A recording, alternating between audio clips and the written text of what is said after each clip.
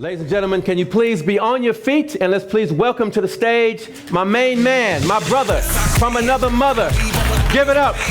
Jamie McIntyre is in the house. Have fun, man. Grab a seat. How's everyone doing this morning? It's good to be in sunny Melbourne, as usual. No, I love this place. I live in Melbourne half the time, so it's a privilege to be here. So I just want to acknowledge and commend every one of you for being here. It's a Friday. It's 4 days of pretty intense training we're going to go through, and I know you could be doing other things. So I respect that because I look at the journey that I've been on, and I can tell you now the reason I was fortunate enough and lived such a blessed life where I originally became a self-made millionaire in my 20s and lived almost every dream I imagined by the time I turned 40 is simply because I put myself in rooms like this and studied and learnt when I didn't have the money, when I was borrowing tens of thousands of dollars to travel overseas and learn off people that had what I call a PhD in results. And the key to my success, and I know for many others, is education. But the key to that is the right sort of education, and we'll talk about that today. So I just want to commend and respect you. Too many people are so busy working in their life, they forget to work on it. And this weekend is all about taking 4 days out of your busy lives, some of you in business, your busy, hectic schedules, to work on your life and to work on your business. And I can tell you now, you can learn off many people that can teach you how to become wealthy, whether it's through business or investing, and there's something you're going to learn from some amazing people this weekend.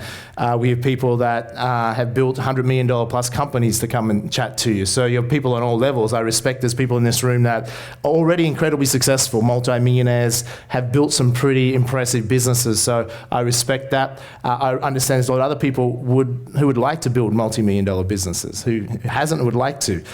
So maybe just starting out or have a small business. Others of you don't particularly want to have a business, but you want to learn how to perhaps earn more income and maybe be more of an entrepreneurial manager, or how to profit from working within existing companies. And I'll talk about that today as well, because these days you certainly can do that. So I respect that. So some people might be here, just one distinction, one idea you get this weekend can make a huge difference to not only your business, but your income and the positive effect that can have on your life. Just one idea. Many of you should leave here with literally dozens of ideas. Does it make sense? It would be very hard if you're open-minded to sit here for 4 days and over the next 12 months your income not to dramatically increase. My promise to you, and as far as what I'm teaching you, I believe that you should expect at least a $250,000 increase in either making more or saving more as a result of the information you'll learn this weekend. Who would think that's worth 4 days if you could improve your net results by at least $250,000. Now, there'll be some of you that will do a hell of a lot more, because we're talking about how to grow $1 million plus businesses out of ideas. I'm not here to suggest it's easy. It's not necessarily easy, but it's remarkably simple. Now, I will also say, though, when I started my entrepreneurial career almost 20 years ago, the rules have changed. I mean, what I might have taught you, 10 years ago is perhaps a little bit different to today, because we have things such as social media and the internet, which has reshaped a lot of business rules, and we have to talk about that today. And we're going to have experts come in and talk about those particular areas that I don't know myself, that I use experts, because we can't expect to know everything. So I can share with you a lot of things from my business experience that can be beneficial to you. It's different if you went to an MBA and at university, where you'll learn often off professors and academically they're brilliant. But I think when it comes to a business education or life education, you really need to learn off people who have a PhD in results. And from my own perspective, I built over a dozen companies in the last 20 years. 8 of those or more now have been $1 million plus companies. Some of them are $10 million plus companies, some $30 million plus companies. I don't say that to impress you, but impress upon you, as opposed to a university lecturer that just knows academic theory. I've had to do it myself. So these lessons, I'm not just talking about, well, let's hope they work. They're lessons that have learnt for me, that have worked for me, and I've done very well from as a result of them. And I'm being blessed that I learnt these things. And most of those things were learned by modeling. In other words, studying other people, and that's what we're going to look at here today as well. So as far as industry experience as well, I've built companies in a wide range of industries. So you know a little bit about my background. I've built recruitment companies, I've built stockbroking companies, accounting companies, education training companies, rural companies, media, magazine publishing. So a fairly wide, diverse range, and a lot of those industries I had no prior knowledge before going into. And I guess as an entrepreneur, one of the advantages is we can hire knowledge. Does that make sense? I mean, university degrees are great. I failed university, I failed accounting. Yeah, one of my companies is an accounting company. Does it make sense? So if you can't be the accountant, you become the entrepreneur and you can hire the knowledge. Does that make sense? So that's what's great about being an entrepreneur, is that you can really create things on a higher level. I'm also here, I'm very passionate about this topic. We've only ever done this program once before as a pilot program. It's the first time we've officially done this program. And we keep these numbers a little bit smaller because more of an intimate group, as opposed to if we're doing like a 6,000 or 7,000 event. It is a little bit harder in a large event to really go into as much detail. But this weekend we have a lot more time, 4 days, and we can get into a lot more nitty-gritty. Now, I respect there's people here at all different levels, so I'm going to do my best to cater for everyone, but obviously that's why we bring in a host of speakers, because you know some speakers you're going to resonate or relate to more for your specific business or activity.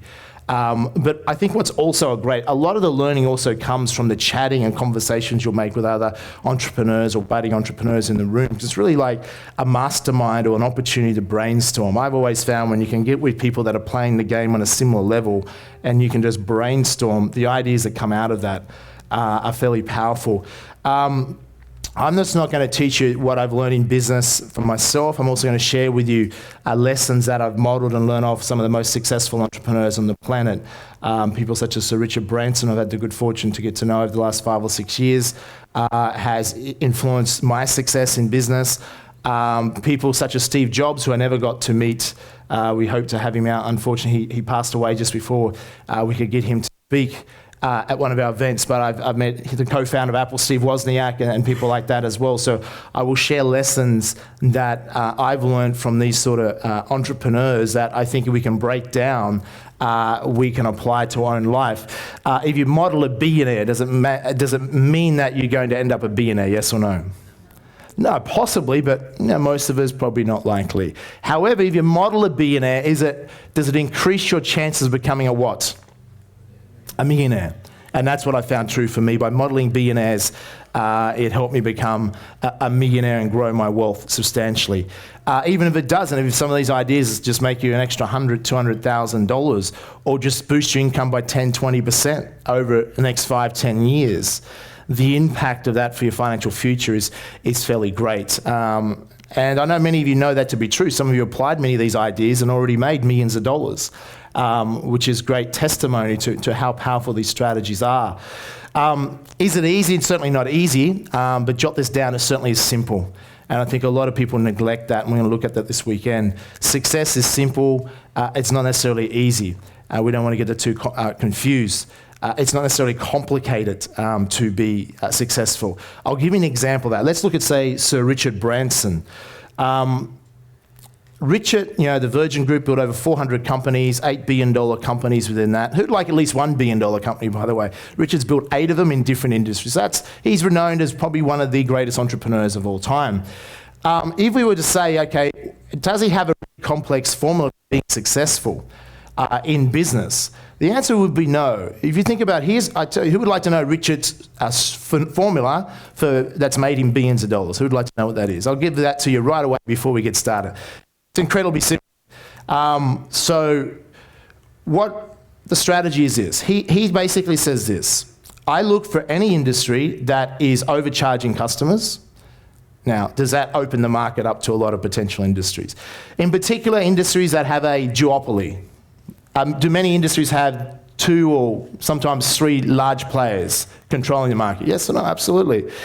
Then his simple formula that's made in billions is this. If there's an industry that's overcharging, under-delivering, and has generally a duopoly or large companies controlling it, can I undercut them on price, deliver a better service, and be left with a profit? Ta-da! That's his billion-dollar strategy. Is that overly complex? Do you have to go to university to learn that?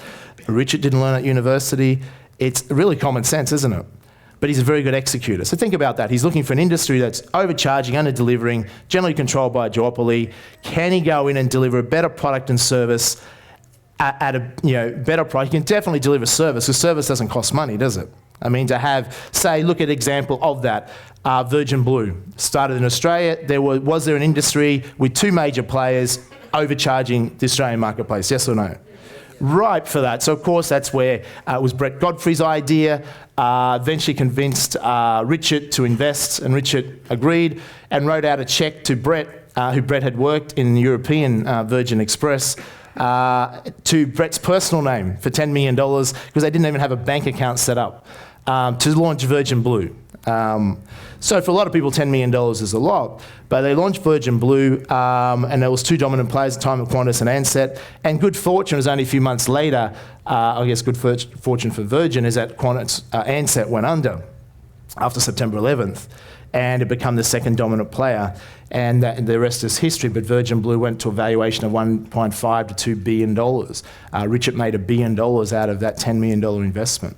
That's a pretty impressive example of dozens of things that he's done. Now, we mightn't be playing on that level of what Richard is, but we can play on a smaller level. So in my career, I've also, most of my companies I've grown organically, and we'll talk about that. But I've also bought companies, sold companies, so I've had some experience in that as well. I also went through the full process of listing on the stock market, but in the credit crisis hit in 2008, I was listing for a $70 million valuation, some of my companies then, and then obviously credit crisis hit and we aborted that. My CEO at the time will be here he was my CEO back in 2007, 2008. He'd already built multi-million-dollar businesses and enjoined me to take some of my companies public. Since then, when he left 21st Century, he went out and started a small internet company. And he comes to me, I remember this is probably 3.5 years ago. He'll share his story. He's here on Monday, the last speaker. And he said, Jamie, I've got this internet company. There's this company in America called Groupon. Who's heard of Groupon? Of course, everyone's heard of Groupon now, but remember 3.5 years ago, no one in Australia had heard of Groupon. He said, this is what they're doing. They're doing really well. No one's doing it in Australia. I'm going to start this internet company. I've got the team together, and it's going to be huge. I need $500,000. I'll give you 10%. The time I considered it, I gave him ideas, and you asked him to this day. He said, the ideas you gave me, what will happen in that sector, the daily deal sector, and where it will go is exactly what happened, and that's made me a lot of money. I declined investing $500,000 at the time, and I invested $500,000 into another company. And then I caught up with him maybe a year ago. He said, Jamie, by the way, that 10% I offered you for $500,000 would be well worth in excess of $10 million 2 years later. He ended up starting a daily deal site, Jump On It, some of you may remember, which was then sold to Living Social. Living Social is the second largest daily deal site in the world, and he was CEO for Living Social after that. So he's someone that's built a $100 million company, and he'll be here, he'll be the last speaker on Monday, so make sure you stick around for that. This weekend we also have brought in not just, we have a range of speakers, but we've brought in some speakers, we call them TED speakers. Who's familiar with TED?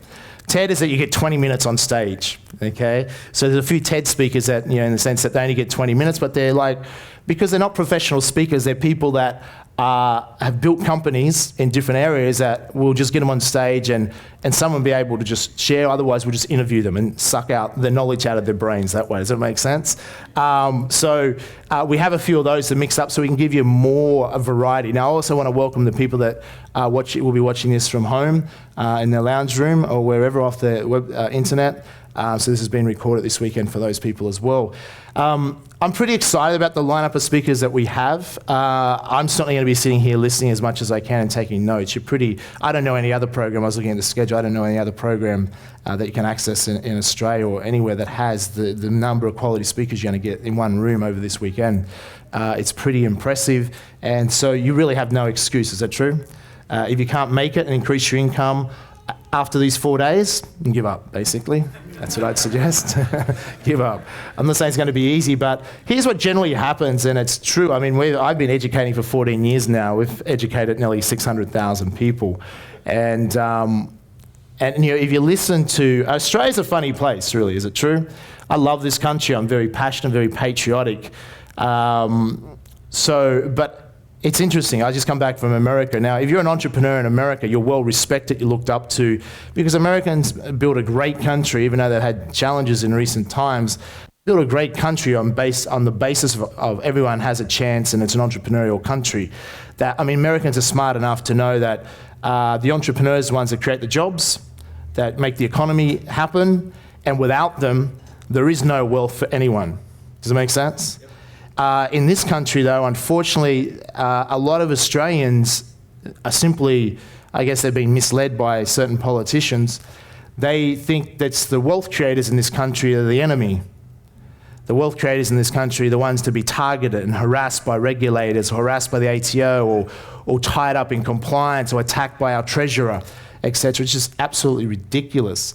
So if you're going to be wealthy in Australia, you have to understand that we have a culture that is not very supportive of wealth creators, and that you will stand out, and you will probably have, there's downsides of being wealthy. You'll be extorted, you'll be attacked, you'll have unlimited audits, and if you become profile wealthy. My recommendation would be try and become wealthy with no one knowing about it. Does that make sense? That would be the best way to do it. It's a bit late for me these days, but if I had my time over again, that's what I would recommend, because there is downside to having wealth. Now, my first millionaire mentor said, Jamie, you can become rich. If you don't like it, you can always go back to being poor. So even though there is some downsides of being wealthy, I still haven't decided to go back to being poor. I'll tough it out and put up with it. But you got to understand that there's a culture that is not conducive. I'd like to see that change, but regardless of that, Australia still does have a lot of opportunity to do very well. It's a very well-performing economy, and despite the increased nanny state and increased regulations and taxes, we live in a global world, so we're not just talking about building companies here in Australia. I think if you're going to be an entrepreneur, you really want to look at, not necessarily just building them here in Australia. We live in a global marketplace, so we can, and you'll learn strategies this weekend where you can tap into not only a global marketplace, but global employees to work for you that you can hire for a fraction of the cost of Australians. That often work better than many Australians. No offence to some Australians, but we have to think global, and that's just the world that we're in. That gives us tremendous opportunity. So, is it a good time to be going into business or growing your business? Well, there's recessions and there's potential depressions and things like that. They do have an influence, but we're going to say, well, we have to adapt to that. And I think entrepreneurs, jot this word down, a good entrepreneur is someone that's an innovator.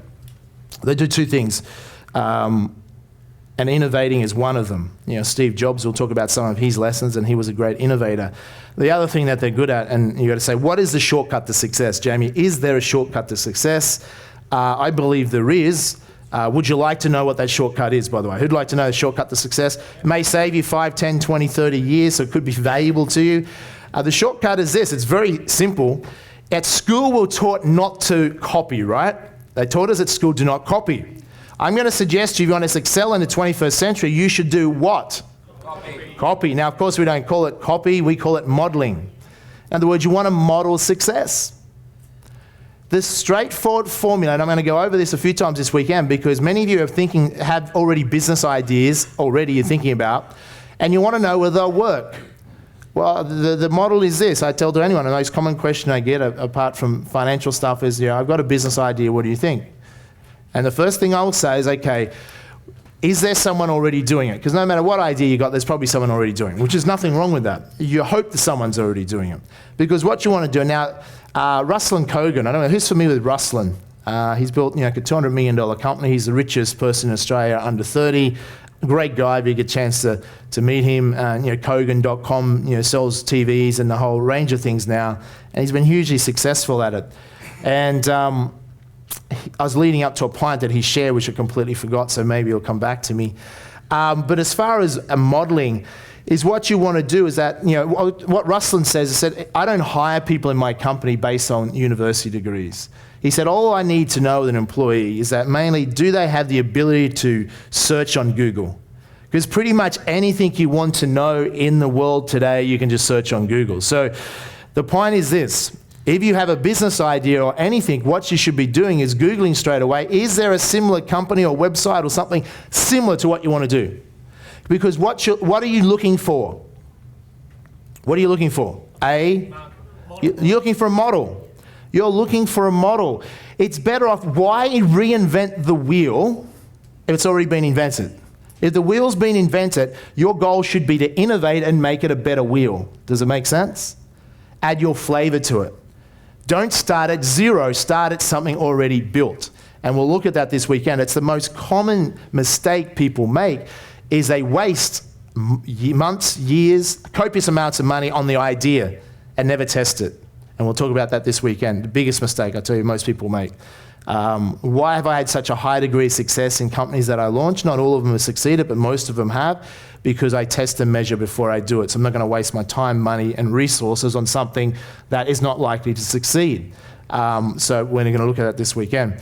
So, modeling. Look at one of the most successful economies on the planet is China. And China, are they good at modeling, yes or no? In China, they think copyright is the right to copy.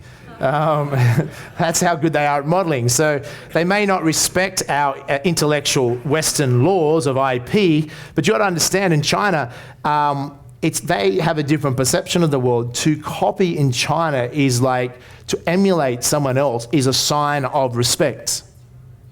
Where in Western law, we have our IP laws, and naturally it's important to protect IP, so the person who first comes up with the idea, or the music, or the recording, or whatever, gets some potential to profit from X period of time.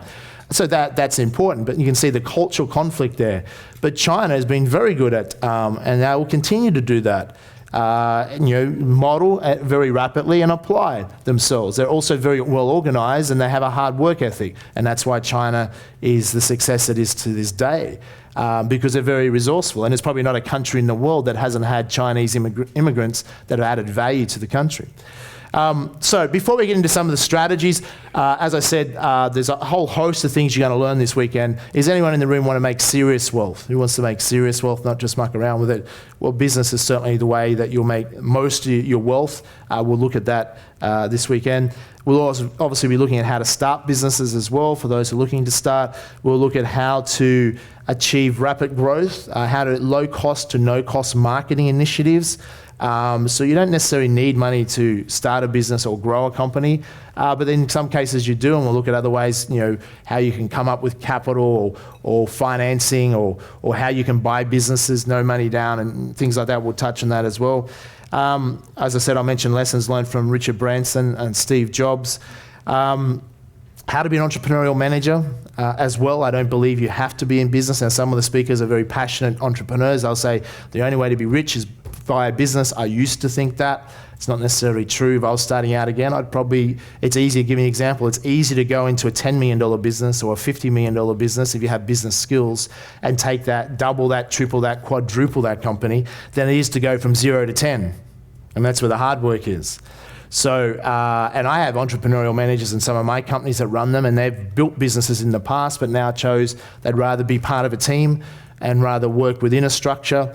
And that's the future of business. We'll look at some of those trends that are emerging.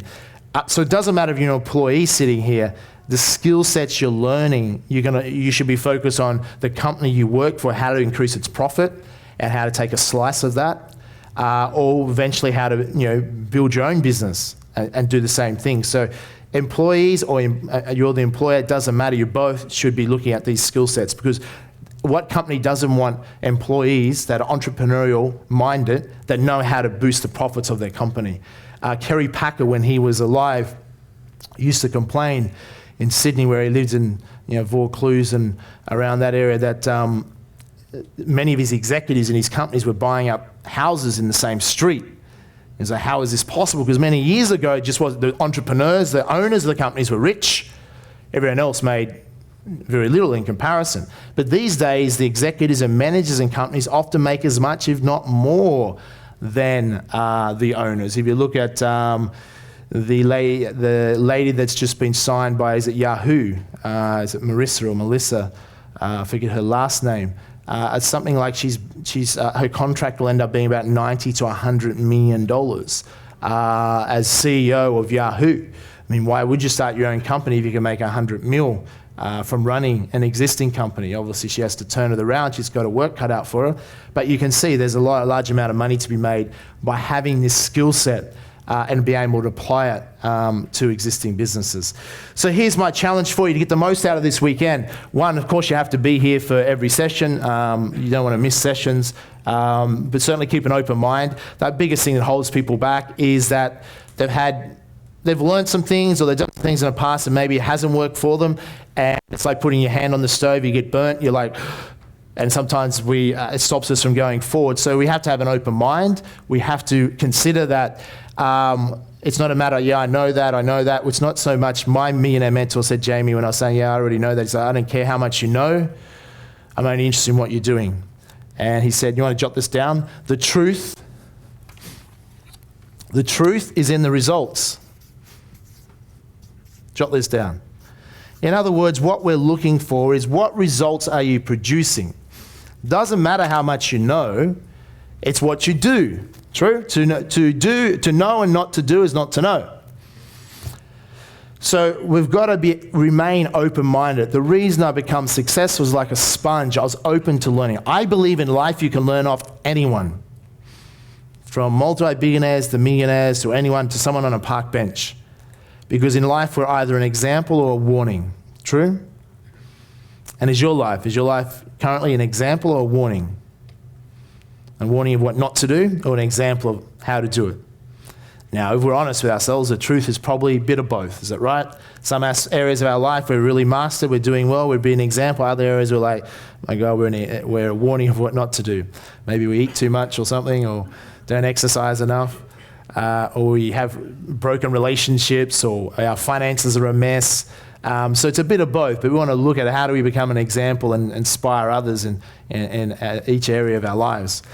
So I challenge you also to, as I said, take lots of notes, ask questions. I'm going to make this throughout the weekend that I'm speaking. I'm with you today and tomorrow, and then I'll come back on Monday and wrap up the event. Is a lot of Q&A, because a lot of you can learn a lot from Q&A and interactive. I think we'll have an email address. You can email questions in as well. If you don't want to ask them in the room, you can put that up at some point, Daniel. So you can be interactive, and speakers can look at the questions and come back and cover that in the next session. That way you get a lot of your answers, questions answered.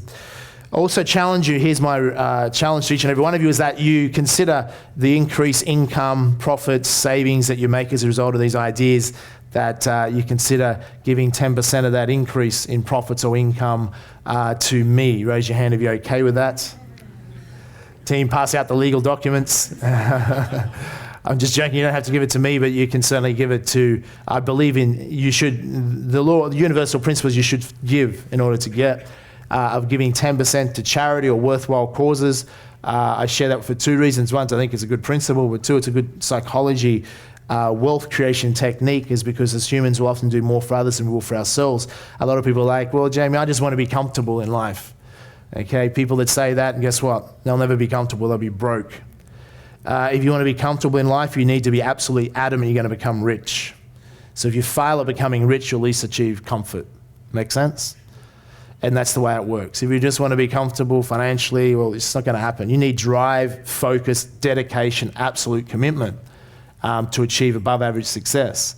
And you have to be comfortable with that. And we'll look at that this weekend, because some people think profit is a bad word or an evil word, and subconsciously even they're conditioned that way, because you'll get that conditioning in this country. If you listen to our treasurer, you'll think that.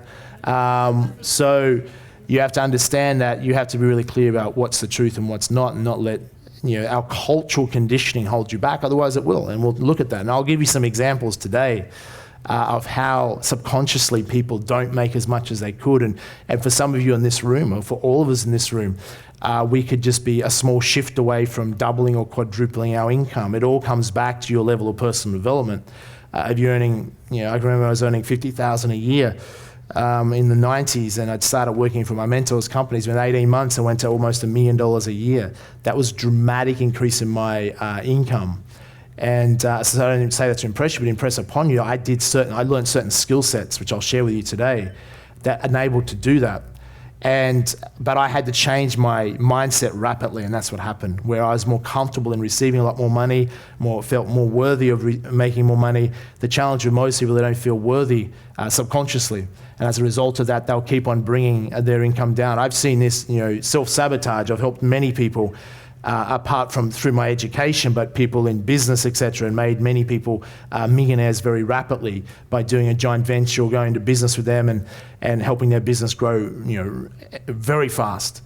And I've seen people that often, if you help them make too much money too quickly, they'll self-sabotage and they'll go back to their original level of comfort zone. They'll go back to their comfort zone, which might have been 50 or 100 grand a year. They make $1 million a year. All of a sudden, they're uncertainty outside their comfort, haven't developed their financial IQ or emotional intelligence, and they'll even not consciously, but subconsciously, often self-sabotage. Or even worse, people that are in relationships, often one partner is growing and is comfortable making $1 million a year, where the other partner hasn't grown financially, and they're comfortable when their partner was not earning a lot of income, and they'll often self-sabotage the success of the business and bring the partner back down, because they'll feel more comfortable and less threatened that the partner will disappear or someone else will grab their partner.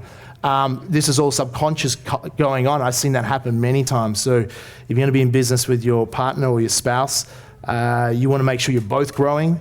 Or you want to have it separate then. You have your separate businesses where one is not influenced or interfering with your business.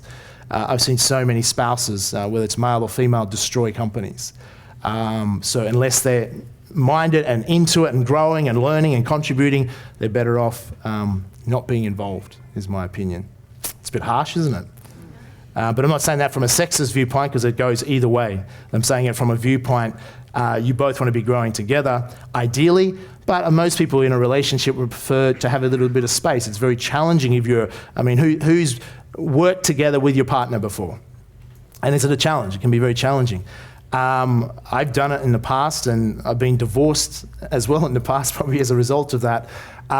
It's just, sometimes you need to work out. Everyone's different. It can be great working with your partner in business. So there's upsides and there's also downsides. It's just like being in business with your family. Is that true? There can be upsides and there's downsides. Being in business with your friends, there can be upsides and downsides. So there's no right or wrong method in anything. But you just got to be aware, and sometimes you have to work out what works for you. Fair enough. Okay. And sometimes people like to have their own separate things, and these days many couples will have their separate careers and both be very successful at it, but they run their own ships. Make sense? Okay, so lots to get through. My other challenges, as I said, this weekend's about working on your business, not in it, on your life, not in it. And one thing that I can perhaps teach you that there's not that many educators or people you'll learn from is this, not just how to create wealth, but how to do it in a systematic way where you have a life. I've been very big on teaching people for a long time that you should take regular holidays. Now it's fairly common, mini breaks. Tim Ferriss talks about it. But I was talking 12, 14 years ago, is that you should have mini breaks. And now the world's moving also to project type working, where you might work for 6 months and then take 6 months off, or that sort of thing. Is that I've always done that. I still do that to this day. I'll generally work, in my office maybe 7-10 days a month if I'm really focused on growing things.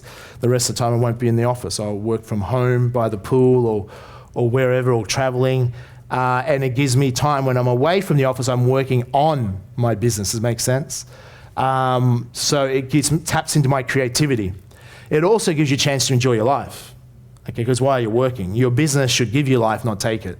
And some of you in this room have a business that's taking your life. It's sucking everything out of you. You're stressed, it's challenging, and it's not giving you what you want.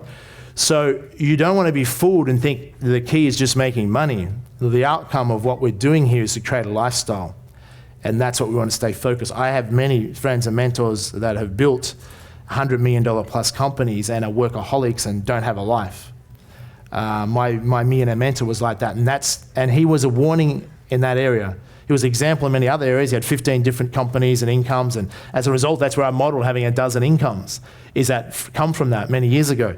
But I also learnt, so even if people are warnings in some area, they can still be a role model, because you can go, okay, I'm not going to do it that way. He was a workaholic. His relationships were struggling. His businesses revolved around him too much. And I said, I would build businesses that don't require me to be there, ideally. And I had many companies that I spent hardly any time in. Other companies I spend a lot of time in, but I'm passionate about education, changing the world's education system and the world's political systems, so I spend most of my time in my education companies. Ironically, they make the least money, but I can afford to do that because I've built profit-making companies that can subsidize and fund my passion. Does that make sense? Because some of you go, Jamie, you learned you should do what you're passionate about. Well, Jamie, I want to do what I'm passionate about. I know what I'm passionate about, but I can't make money from it, or enough money. Who can relate to that? In some cases, you won't make enough money from your passion, so you have to look at other ways, whether it's investing or building other companies that will fund and subsidize your passion. You look at someone like Nathan Tinkler. He put $300 million into his passion, which was horse racing, horses. He's probably regretting it at the moment, but that's his passion. I mean, who would like to be able to put $300 million into a passion? He liked rugby league, so he bought a rugby league team. He liked soccer. I don't think he liked soccer, but he bought a soccer team anyhow. So if you make that sort of money, you can throw it around and put it into your passion. But if you want to try and make money out of that passion, that can be a different thing. So sometimes you don't want to have your passion where you have to make money. You like to just do it because it's something you stand for, you believe in, or you just enjoy doing and you don't want the pressure of money. But in other cases, sometimes your passion can make you a lot of money if you apply the right sort of skills depending on the industry you're in. Make sense? So here's what I want you to do. I want you to, everyone stand up quickly. Maybe you've already met some people around you, but I want you to say hi to 3 or 4 people around you, where you're from, why you're here, and I'd like you to share, if you wish, what is an income goal that you'd like to achieve in the next 12 months? What is an income goal you'd like to achieve in the next 12 months? Go for it quickly. Meet 3 or 4 people around you. Okay, class, grab a seat quickly. Stop networking. Stop doing business. That's next week you start. Okay, class, grab a seat quickly. We've got some work to do.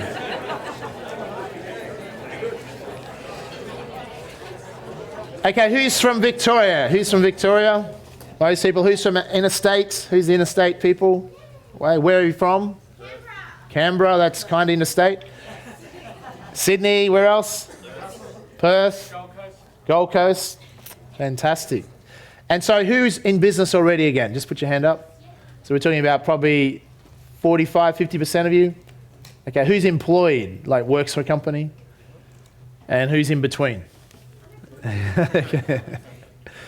Fantastic. Okay, so let's get into some of this. I want to share with you as much as I can the time that I have with you, and of course the other speakers will share from their point of view, etc. As I said, there's no right or wrong. The rules of the game have changed. However, in saying that in business, there's many things that don't change. There's certain fundamental principles in business that will never change. So sure, we have to develop new skill sets, which is social media and the internet, to adapt to those things. But I'll jot this down straight away. Everyone is in business for themselves. So who's in business for themselves again? Everyone, remember that. It's the 21st century. If you go back 150 years ago, most people were self-employed. And then the industrialization era was of mass production, factories, etc. People moved from country areas to the cities, like you see what's happening in China right now. Obviously, in the Western world, that happened some time ago. And most people become employees. Our education system was based in the 19th century of teaching people to be employees, to conform and to follow rules, because they needed mass amount of employees. And then the rich were very rich, and the middle class, well, there wasn't much middle class, most people were quite poor, and there was a big gap. And then it changed, and cities were built because people got jobs, and the middle class emerged. People in countries like Australia and America could do quite well. They could start at the bottom and become wealthy. I kind of like Gina Reinhardt's comments that no one in Australia has a monopoly on being a millionaire, which is quite true. People can go and create wealth from where they are. But the future of the 21st century, here's one trend we're going to look into, is people are moving from being employees. A lot of trends will be moving back to being contractors, consultants, and being in business for themselves. Does it make sense? That's the trend that we're already seeing emerging. Even government sector now is looking at an X amount of percentage of its workforce will work from home in the years ahead. And that's a big shift for government, okay? Because they don't tend to work at the office, so maybe they'll work from home. So But there is that trend, so you want to tap into these trends. What I was saying before, like because some of my managers and in my general manager, some of them are now able to do what I do. In other words, I hire a lot of people now at management level on 12 days a month instead of 20 working days in a month generally. I hire them on 12 days a month. One, it lowers cost base. But two, the reality is this. I'm not in the room so I can say this. The reality is this though. Most people, if they're productive, could get 20 days worth of work done in 12 anyhow. In other words, so they spend 2 weeks, every second week in the office, head office. The other time they're doing their own thing or having a lifestyle or can travel, and the extra 2 days are just for checking emails, and during the other 2 weeks they're not working. Does it make sense? So I often get more productivity. Now this is an idea for those in business already. I'm not saying you have to test anything. Some of you can consider doing this, is hiring managers or changing their contract to say 12 or 4 days a week or 3 days. 12 days is 3 days a week, but they work 2 weeks on, 1 week on, a week off, 1 week on, a week off. You get often more productivity because they've got free time to think and they've got time to have a lifestyle. Also, you can recruit top people. Like it's same as when I hired one of my former CEOs who went out and built a $100 million company, is that people at that level, they've already built successful businesses. They're not going to sign up for the typical 9-to-5 contract. So if you're already on a typical, what I call industrialization contract, we talk about this in Time Rich, where you sign up to, you're an employee, you work 9 to 5, 40 hours a week, and the government, your business, your employer owns you basically. That's an outdated contract. It doesn't serve what people want these days. So if you want to build a good company to recruit and attract top quality people, is often by being flexible. So when my former CEO, he negotiated instead of 4 weeks holiday, he wanted 8 weeks. Now, I was happy to, rather than negotiating a pay rise, negotiate terms. So if you're an employee, here's a strategy for you in the short term as you move from being an employee to becoming a fully fledged entrepreneur suiting your own time, is negotiate, not always on price, same as in businesses or buying real estate. Don't always negotiate on price, negotiate on terms. So if you went to your employer and said, look, instead of getting a $10,000 or $20,000 pay rise, what I'd like is to negotiate that I get 8 weeks holiday a year instead of 4. Make sense? And a lot of times companies will do that because it costs them no more. Does it make sense? Maybe you have 4 weeks off extra, but it hasn't increased their cost base. So if you could get 8 weeks or 12 weeks holiday a year, all of a sudden you can still work for the company you work for, but have your lifestyle. So you don't necessarily have to go and retire from investments or completely change your career to get your dream life. You can actually start living your dream life whilst you're in your existing career. Who's following what I'm saying here? I mean, these are simple strategies that most people aren't aware of or don't do, but they work. They've worked in my companies before. If I was an employee, that's what I would negotiate. Okay. Now, if I was an employee, what I did when I worked for my mentors companies, it was something I was going to cover later, but we'll just cover it quickly now, is that I negotiated to go on contract up front, to being a consultant, because I wanted to sell not time, but I wanted to sell a result. Jot this down. Time versus result. If you're an employee 40 hours a week, you're selling your time. True? If you get your work done in 30 hours a week, you still have to show up. They own your time, so you have no time factor working for you. If you're selling a result, I was on contract. One, also your income is fixed. Here, your income is unlimited because the greater results I produce for the company, the more money, because my income is tied on contract or consultant based on the result I produce. So that's how I was able to go from 50,000 one of the ways to almost $1 million in 18 months, because I negotiated up front instead of taking the salary, 50-odd thousand a year at the time. It's back in mid-90s. I negotiated contract. Now anyone can start doing that, and that makes you an entrepreneur straight away, even if you're working in another business. So when I talk about it, I was working in my mentor's companies. I was learning a lot of business and marketing skills that I could take back to his companies. And I can negotiate, if you want to boost your income where you're at, I can negotiate with him on the companies and say, look, I found ways to save your companies X thousands of dollars.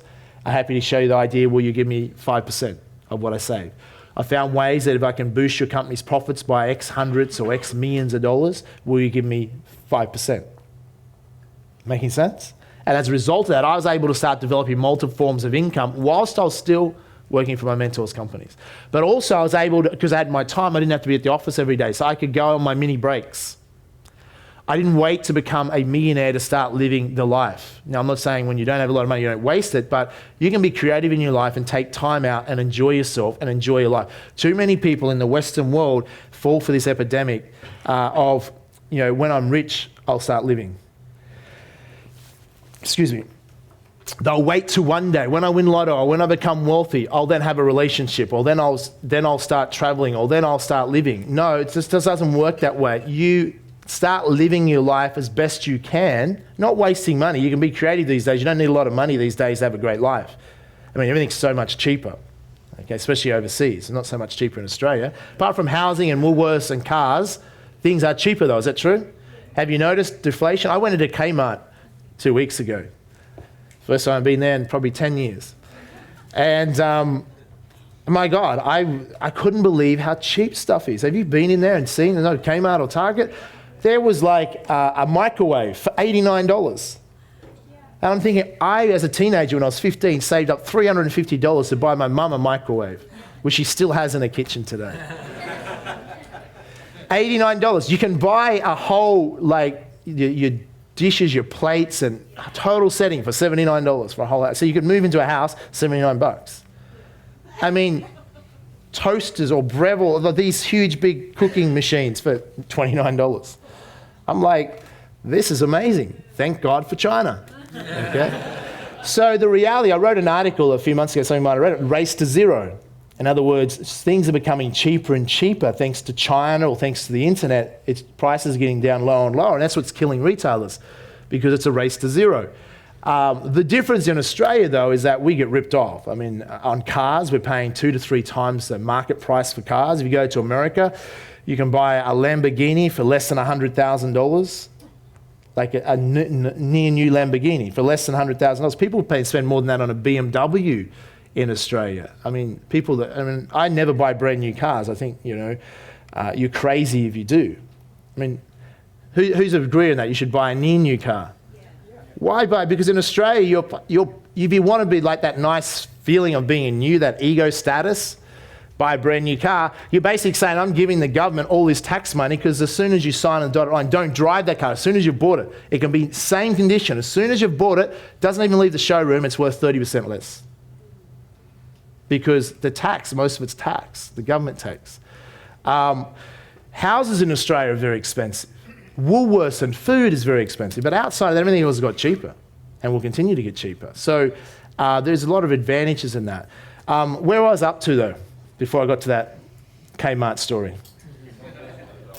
So this is, I was going to cover this later, but do you get that point? Those are our employees already here. You should be thinking already how to be more entrepreneurial, not just going, I'll wait till I start my business and have it successful and then I'll make progress. You want to go from A to B and be smart about it. Start becoming entrepreneurial in your company you work for. The best way to start your own business is to get good at building the business you're working for. That's your guinea pig. That's your practice where you have a safe, secure income. Now, here's what I want you to jot down because I'm assuming most of you in this room have a certain psychology like this already. But you want to jot this down. The greater your capacity to deal with uncertainty in your life, the greater your capacity to become rich. Would you like me to repeat that? The greater your capacity to deal with uncertainty in life is the greater your capacity to become rich. The less capacity you have to deal with uncertainty, the less capacity you have to become wealthy. Let me give you an example so you know what I mean. Most people want a safe, secure what? Safe, secure job. It's an illusion. They're deluded. There is nothing safe, secure in the 21st century because jobs can come and go. So they think they have a safe, secure job. What they're trading off is mass uncertainty for a guaranteed secure income. So most Australians that have a job know exactly what they'll earn in the next 12 months. True? $55,000 on an average. Okay? Salary, they know exactly what they'll earn. So they have total certainty to some degree. But they're very comfortable with that. But what they're trading off is uncertainty. Richard Branson, on the other hand, does he have total certainty, know exactly what he'll make in the next 12 months? Yes or no? No, he's got various 400 different companies. You know, it can be all over the place. Some will make nothing, some might lose money, some might make $100, $500 million. So he has anywhere from below zero up to maybe $500 million he might make. Massive uncertainty. But because he has the capacity to deal with massive uncertainty is why he earns so much. Does it make sense? Entrepreneurs, do we have to have the ability to deal with uncertainty? Yes or no? You have to have that. So if you don't have the psychology of an entrepreneur yet, that's part of it. You have to learn to deal with that, because in business, there is challenges, there's things that happen all the time, and you have to get good at that, at dealing with that. As an investor, do you have to have the ability to deal with uncertainty? Yes or no? Absolutely.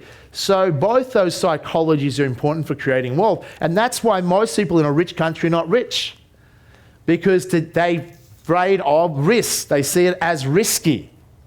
They say secure job, and it pulls them back. Now, in life, we do have a need for certainty, but the way we're going to create certainty, like I have a lot more certainty in my life today by having a dozen incomes or more and diversified in many industries than I would if I was just working as an accountant for an accounting firm. Does it make sense? So, ironically, by developing this skill set and dealing with uncertainty, I've created a lot more real certainty. But that certainty always comes from within anyhow. Because if you don't develop a psychology and become wealthy, which is unlikely unless you develop psychology, but let's look at people that have become wealthy without developing a financial IQ or emotional intelligence. Let's say rock stars as an example, or AFL or rugby league stars or sporting stars that they've made a lot more money than their financial IQ because they've been a sports star or rock star. What generally do they do with their money? Waste it, blow it, spend it. Unless they develop themselves personally and learn to manage that. Like Robbie Williams Robbie Williams is $1 billion business. Do you realize that? $1 billion business. It was mainly built by his agent. So for a lot of time there, Robbie was drugs, like out of control, like all over the place, blowing money. He's settled down now, he's married. But the point is, he had to develop himself, not just, he made the money from being a rock star, but he hadn't developed his business acumen because it was built by the people helping him make the money. They had that acumen. So he had to develop himself, otherwise people blow it. Easy come, easy go. So that's why we have to have that psychology. Otherwise, if we win lotto, most people think, I just need to win lotto. And I would recommend you never buy lotto tickets. I mean, only losers buy lotto tickets. It's harsh, I know, but if you want to be a financial loser, buy lotto tickets, because all you're doing is training your subconscious. Maybe I can't do it myself. Let's leave it up for chance. And if you ask the average Australian, they think that to become wealthy, you have to be what? Lottery winner. Lucky. Win lotto or be lucky. Jot this down. Bullshit. Now, but Joe, some people argue, well, some people have been lucky, and that's how they become wealthy. True, let's be honest, luck does play its part in success. Okay, people say, Jamie, you were lucky because you got investing in the real estate back in the 90s. True, maybe. Who would have wished they'd bought more property back in the 90s? See, you were lucky. I'm going, you're true, it's right, I was lucky, but so were 19 million other Australians at the time. So was any luckier than anyone else that lived in the country? Don't think so. So luck wasn't the defining factor. Does that make sense? And that's what we understand. Luck will play its part, but it's never the defining factor in what will take it to be successful. It's about successful people. The psychology is this, and it's important to have the mindset of an entrepreneur, the psychology of an entrepreneur. Is what we do is that I'm going to give you a story. You may have heard this before, but I think it's a good story. I was sharing this with my dad recently. I said, I can tell people their psychology and whether they're millionaires or likely to become one by the way they get on and off an airplane. Now, I travel a lot. I see a lot of people travel. And I know majority of people that aren't financially successful, and they never will be unless they change the way they get on and off an airplane, is most people queue up and rush to get on the plane, and to get on sooner, they rush to the airport 3 hours before. They believe that stuff. You have to be there 3 hours before. I've never been to an airport 3 hours before. A lot of waste of time. But the point is, they rush to get on, and then when the plane lands, they're unbuckling their seatbelt before they're meant to, trying to get up and get their stuff out and try and get out quicker. Now, what they're doing is they're focusing most of their energy, just like they get on an aeroplane, on trying to control things they don't. They don't control they're going to get off the plane any early because they have to wait till everyone in front of them gets off anyhow. So they're wasting energy trying to change something they can't. Make sense? This is why most people fail in life. Successful people accept what they can't change and focus their energy on what they can. Does it make sense? If I'm on an aeroplane, I don't rush to get off. It's like, you're going to get off when you get off, so I might as well keep reading the paper and relax. It's all right for you. You're probably sitting at the front of the plane. It gives you an advantage. True. But the point is that I'm focusing in my energy on what I can control. That's what we've got to do in life and in business, because there's a lot of things in the economy we don't control right now. Is that true? If we stress and worry about all those things we don't control, we're wasting our energy and neglecting the areas we do control. We can control if we go, how do we innovate? How do we change our product offering? How do we get smarter? How do we model better? How do we go on a seminar and learn more ideas to improve our business? What do we can control? Can I develop more skills? Can I work harder? Can I be smarter in what I'm doing? Can I change industries? Can I model? Can I learn? Can I raise capital? Where are my hidden assets in my company that I'm not seeing that I could turn into cash instantly? How can I make instant sales from ideas that I haven't thought of? These are all things that we can control. That's where our focus should go. Not on, what's going to happen in the US economy, and will that affect China? Will that affect Europe and the Australian economy? Like, we live in one of the richest countries on the planet. Credit Suisse come out 2 weeks ago and said that Australia is per capita the richest people now in the world, $217,000 on medium average, every Australian's worth. Okay? And there's a lot of Australians not worth 217, so the ones well above that. We're the richest on the planet. Yet if you arrive in Australia, spend time here, you'd think, one, we've got the worst economy in the world. Australians are pessimistic. They're not spending. There's all this uncertainty. And they're worried the world's going to fall apart. Despite having a great economy, tremendous opportunity, a continent full of natural resources, a small population, loaded, rich as the richest people on the planet, and most Australians think they're poor. Realise that? And I think it's getting worse. Dare mention that they could actually go to a seminar and learn how to become wealthy. Oh no, that's like, you can't become rich in a country like Australia. Only the lucky become rich. Are they on drugs or what? Like, they are rich. They don't understand they're rich. Compared to the poorest person in Australia is one of the richest people on the planet. But Jamie, there's poverty in Australia. Bullshit. Bullshit. Poverty compared to what? These people haven't seen real poverty. And people poor in Australia, there's a few exceptions. Are poor by choice. Now that may seem harsh, true? But it's the truth. Apart from people that are disabled or have physical limitations which a society should look after, and I don't know anyone that's wealthy that wouldn't want to have their taxes help those people, but those that can help themselves are generally poor for a reason. True? And my mentor said the best way to help the poor is, guess what? Don't be one of them. Don't be one of them is the best way to help the poor. On an aeroplane, they say, you should put the oxygen mask on someone else first or yourself? Yourself. So now the critics out there will say, well, yeah, you have to be selfish to be rich. Well, maybe you have to take care of yourself first so you're strong enough to take care of others. Is it true? And I don't think that's selfish. That's saying, you know what? That's the only way the world will work. You have to be strong. If you're financially strong, you can help a lot of people. I have the capacity to help a lot of people. I help a lot of charities. I help a lot of people because I have financial resources. But those resources are really not just financial resources. They're resources in my mind of what I can create. The ability to think an idea, manifest, and follow through and act. Personal power. That's your real strength. That's your real wealth. I mean, I could lose all my wealth as long as I had my physical capabilities, my mental capabilities. I could create wealth back rapidly. Does it make sense? Because wealth is from within. Wealth is your skill set, your education, your knowledge, your contacts, your network. Like if Jamie Packer lost all his wealth, could he make it back again pretty quickly? Yes. Because he has his network. Jot this down. Your net worth is your network. Your network is everything.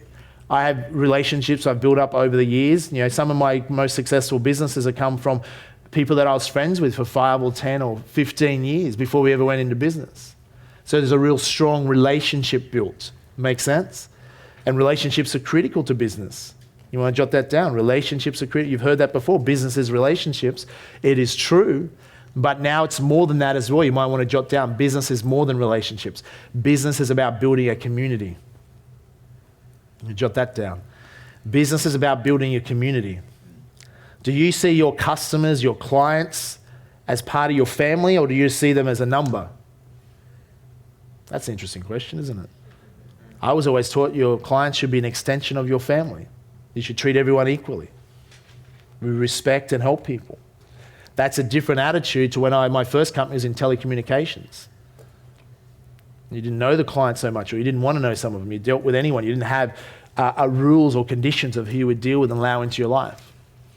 And many of you probably have businesses that you're just desperate to have anyone as a client, when really you should have rules and barriers and you only take on certain people as your client. And we'll talk about that today after lunch as well. How do you do that? I mean, the more difficult or the more barriers you put up, I'm not saying barriers to entry, but as far as conditions where you set a standard of who you'll deal with, the better off your business will be, because you're setting the standard. You're not being dictated to by the market. Making sense? So business is more, especially now in the internet world, business is all about community. It's building a community of what you stand for, what your business or product or service is about, and supporting that community. So then you're going to say, well, do you have to be an Einstein to be a successful entrepreneur? No, the question, jot this question down, is what does your community want from you? What can you give to them to add value? Now, your community is your customers, your clients. What do they want? That's what you should be thinking. Okay, well, Steve Jobs went one step further. He said, a lot of my community, Apple fans, don't know what they want. I'm going to give them what they don't even know they want. That's the highest level of entrepreneurship. Does it make sense? If you ask people 10 years ago, would they say, I want a mini iPad? They wouldn't have said that. Okay? I want an iPhone. They wouldn't even know what it was. An iPod. But in most business, you want to find out what your customers want. But not necessarily by focus groups, by asking. That's one way to get feedback, but sometimes people don't know what they want, but you're to be thinking what might they want or what can help add value to their lives. So how do you go about building a community? So a lot of the social media and marketing strategies is about building a community of fans, of clients, of raving fans. And then you focus on what can you give. Jot this down.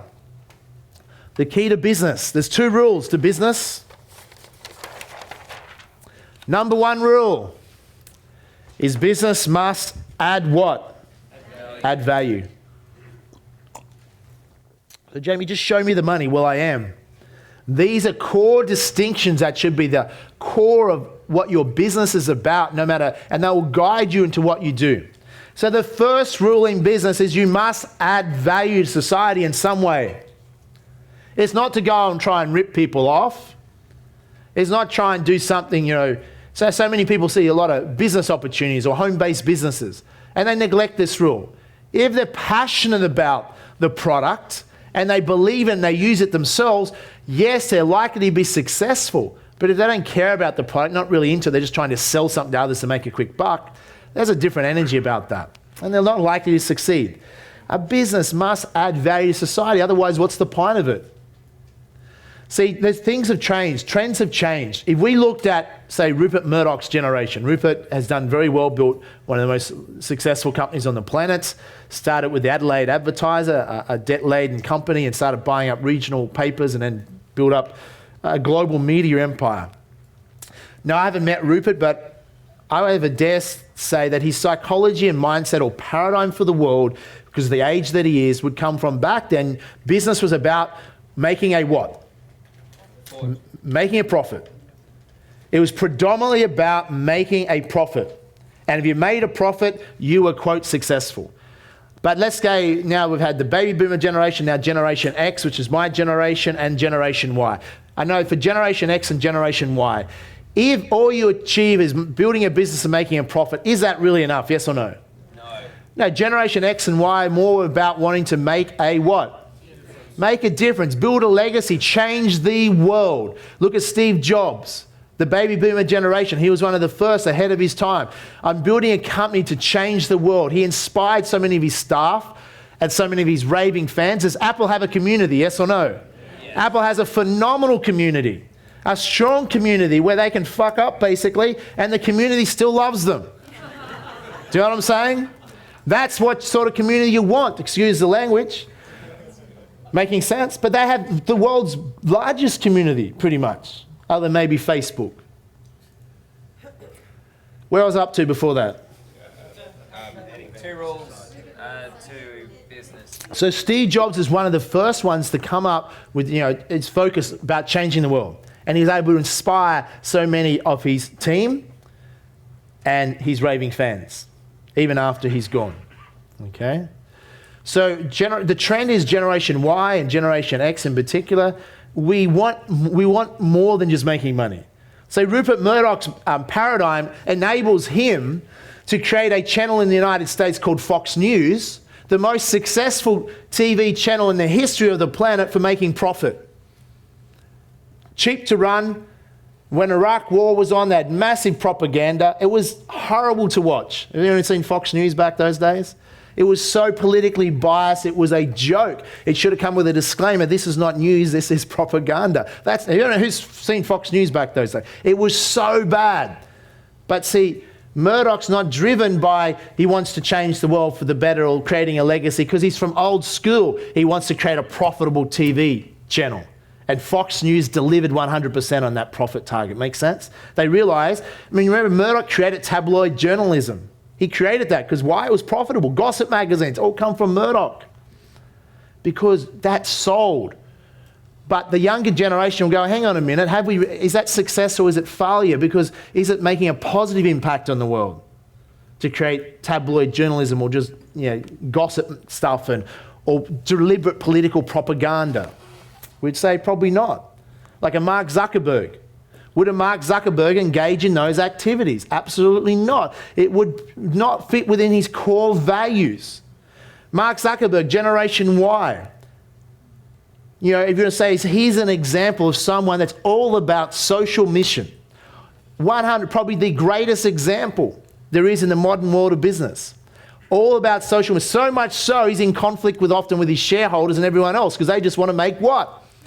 Money. But he's like so steadfast on his core mission. He even still says, even though he's the CEO of a NASDAQ-listed company, Facebook was never designed to be a profit-making company. Could you imagine any other CEO saying that? Be like, what the fuck?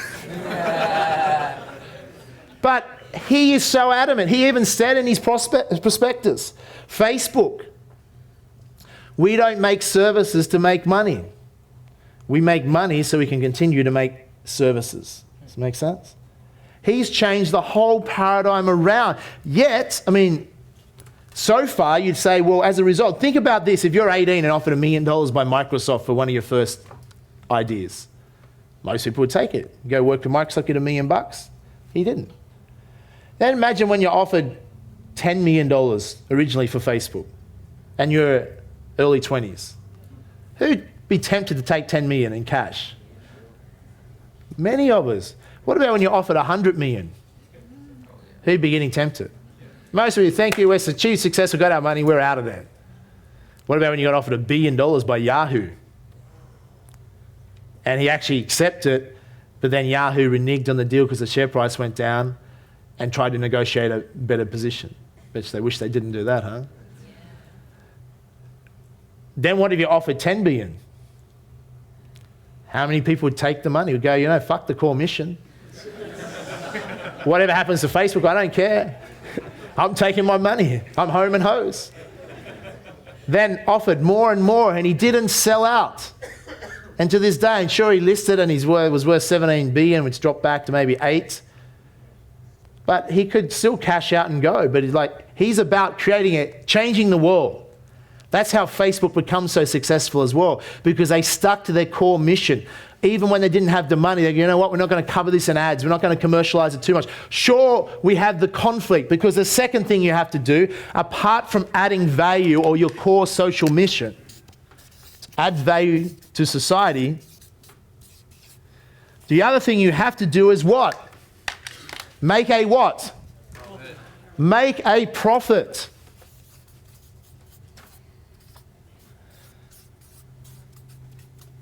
Old school is just make a profit. Who cares if it adds value? New school is predominantly social mission. What is your social mission for your company? You see where this all starts? You should be going out in the world saying, how can I change the world and make it a better place? That's where you should start with your business ideas.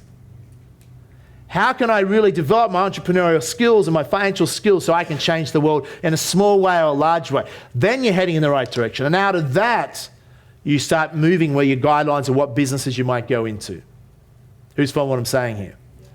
Mark Zuckerberg, core mission. When he first started the dough, remember, it wasn't that big mission when they first started. It was something quite, trivial about how to, pick up girls in Harvard University.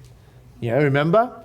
But once they realized what they had there, they're like, wow, we can change the world. And that became his driving force. But remember his business partner at the time, Eduardo? He's like, I've got to make money. So you have these two conflicting things at times. Because you're like, shit, I'm starting a business. I've got to make money to survive. But I've got to add value.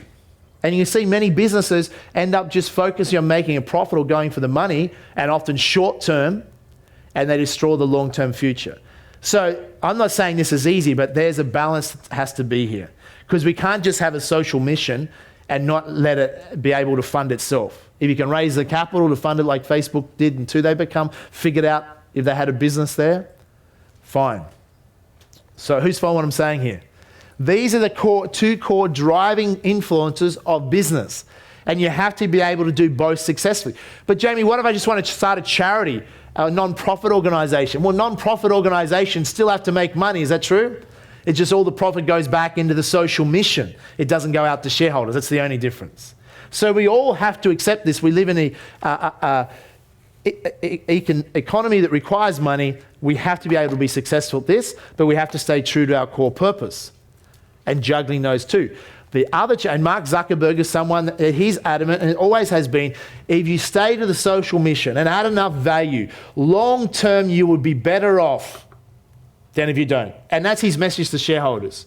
Stop worrying too much short term. Sure, we have to make money, and they're monetizing Facebook more and more.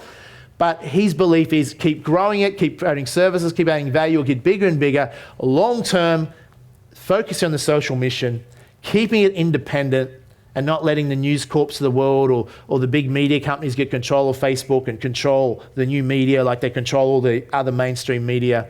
Keep it independent, because he believes media should be independent in the hands of the individuals, not in the hands of the elite. Is follow what I'm saying here? And I think he should be commended for that, because it has had a lot of pressure on him to do otherwise. And most people, as we know, in the world would cash out, would just take the money and run. But that's the value. That's what we're talking about. If you want to build huge organizations or even small, is coming from that core. What is the social mission? And it could be something similar. So throughout the weekend, you'll get a lot of ideas on your existing business or creating new businesses. But what I was taught many years ago, as one of my mentors said, Jamie, if you want to come up with business ideas, you want to focus on, jot this down, solving problems. You want to focus on solving problems. Because in that, if you can solve a problem, you will then have a potential business that will work. That's where you're really looking at. Is there a lot of problems in the world, yes or no? Yes. So there's tremendous opportunities for each and every one of us to solve those problems. One of my careers as a financial educator come about because I got good. I had a lot of financial problems. I learned how to solve them by studying millionaire mentors and having a mentor. And as I was able to solve them for myself, I was able to then help other people solve them as well. So if you're good in business, jot this down, consulting. Many of you want to expand your incomes or become consultants or experts in your field. It's a way to really expand your business. Public speaking is a great skill to have. You think If you can speak well in public, and you're an entrepreneur, you can gain valuable exposure to your company. You look at someone like Richard Branson, who was quite shy, not a good public speaker. But despite that, he's overcome that to expose the Virgin brand to so many people. So getting out in public and developing these abilities, but being a consultant and advisor, many of your businesses will become that. Because as you become good at something, other people want to know how to do that. And we'll look at that after lunch today, as how any of you can expand what you do, expand your incomes, or expand your business more by developing those skill sets. Making sense? Yes. Now, the other challenge with this, many people, I'm all for creating businesses that make a difference, but they have issues with making a profit. And we also have to understand that we have to also make a profit, so we have to become comfortable with that. A lot of people start a business and their friends will say, how much is it? Oh, no, you can have it for free. Okay, I won't charge you. Instead of $100, it's $20. So in other words, we have to become comfortable charging. Okay, and I'll talk about that in just a moment. Before we go into that, the other two things that we want to look at is, jot this down. There's basically two ways to make money. One of those ways is to have your money at work. Okay, money at work is being an investor. Many of you are already part of 21st century, so you've been studying DVDs and books, etc. So you're learning about being an investor, and that's important.